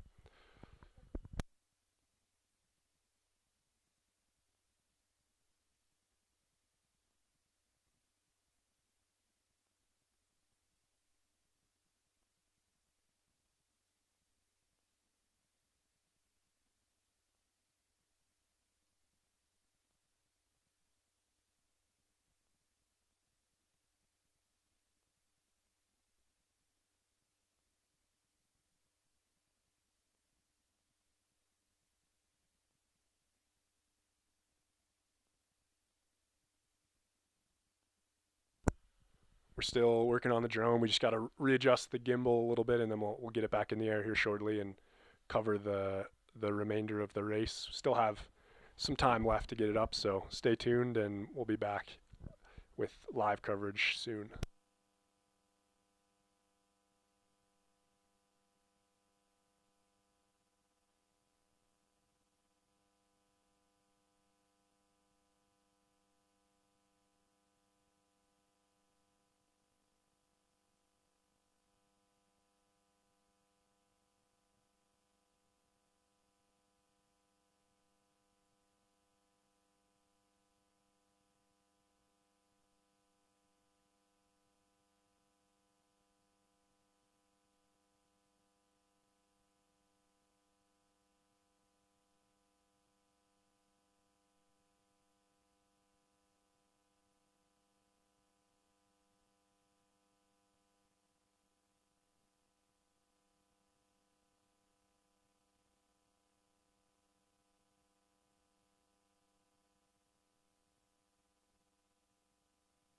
Good view of the start finish there, and like a big thanks to all the volunteers out there and who are making this thing happen.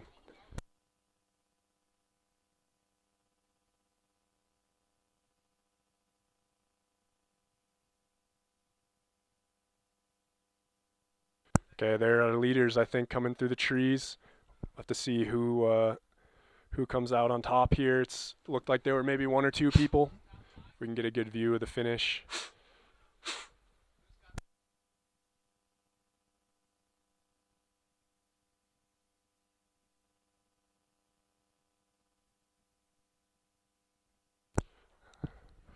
Okay, moment of truth. Who's going to come out of the trees victorious?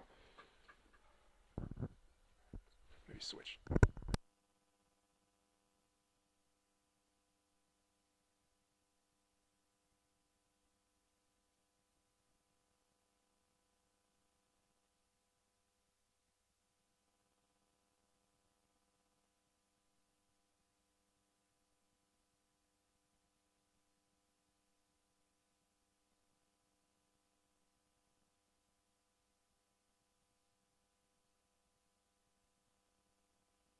Okay, there are a couple more skiers coming through the trees here. Everyone's looking towards the trail for anticipation. Expect to see some skiers sprinting out of the trees here shortly. There we go, there's one. We're gonna, yep, here comes the leader. Let's see who it is. Johnny Hagenbuch, there he comes. Wow, amazing race from him. Amazing, yeah, wow, really finishing strong. There's Joe Davies in second. Or Brian Bushy. Hard to tell from here. Looks like maybe he's going to have to put in a little bit more work. Yeah, Johnny shouting out Dartmouth. Great race from him. Yep, Joe Davies in second. Maybe not super happy with that result. there. Him and Johnny go head-to-head often. Brian Bushy, amazing result from him, third, senior from University of Utah. Okay, I might run over there and try and get an interview with these guys.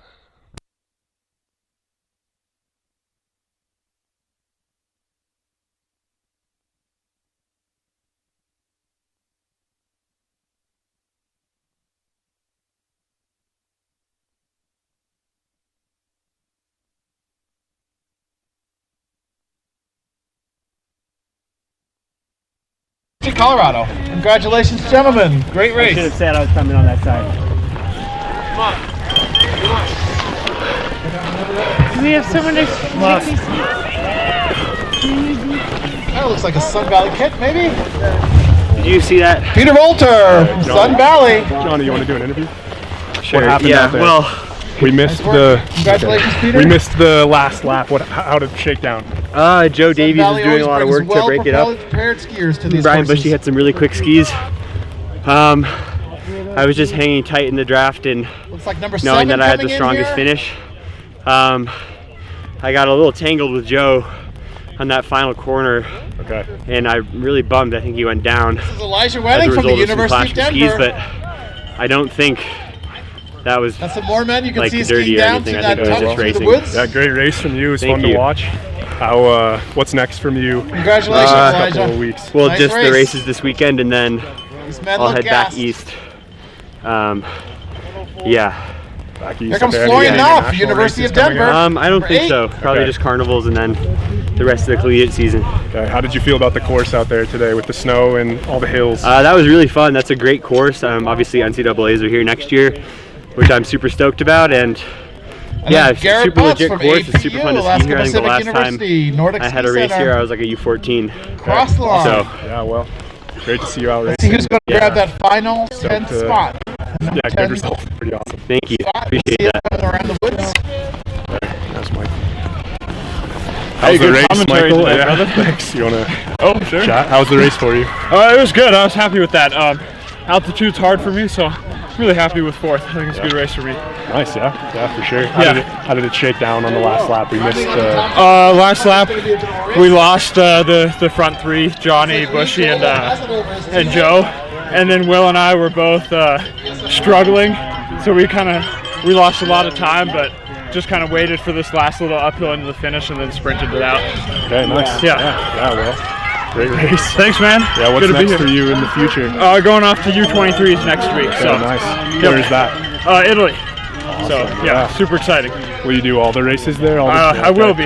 Yeah, hopefully the relay if I do well enough. So Yeah. yep. Sweet. Well, yeah, good race. Thanks. Nice to see you. Yeah, good to see you too.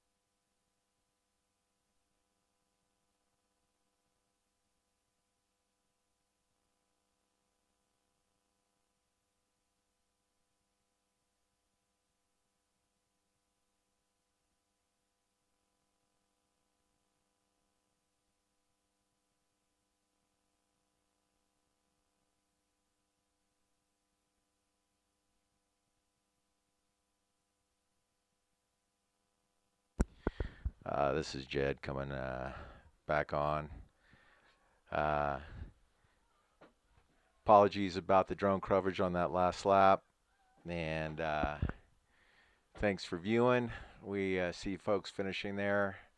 Long, hard fought race, and might get 1 or 2 interviews, and then we'll go to the podium.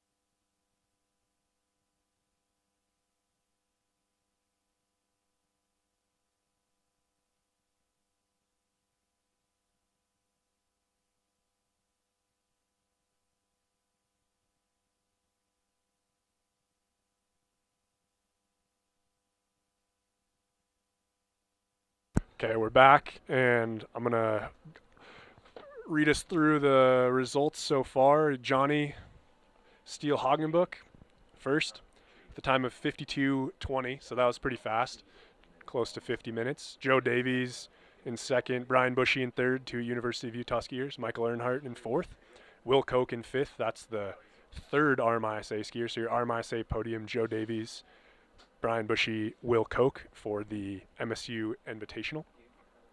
Then Peter Wolter in sixth, Elijah Weening in seventh, so he is fourth RMISA skier. So great result from Elijah. Florian Knopp third. That's Florian Knopp fifth, but eighth overall. So that's two DU skiers. So the top 5 are Joe Davies, top 5 MSU Invitational, Joe Davies, Brian Bushy, Will Koch, Elijah Weening, Florian Knopp. So if you're counting 2 University of Utah skiers, 2 DU skiers, 1 CU skier. 9th was Garrett Butts out of APU. 10th was Reed Goebel. 11th, Zachary Jane, another University of Utah skier. 12th, Graham Houtsma. 13th, Christoph Zatlokow of the University of Denver. 14th, Lucas Wilmot, University of Utah. 15th, Derek Dooling, University of Alaska Anchorage. Great result from him. 16th, Andreas Kirking, the overall RMISA leader. Let's see if he keeps that bib after today. I expect he does. Corbin Carpenter in 17th out of the Alaska Anchorage University. Peter Hines in 18th. Anders Weiss 19th. Braden Becker 20th. Johannes Flotten 21st. Philip Moosmeyer 22. Carl Roon 23. Benjamin Dolby 24. Micah Steinberg 25. And that rounds out the top 25 skiers of the RMISA MSU Invitational. Great day out here, snowing the whole time.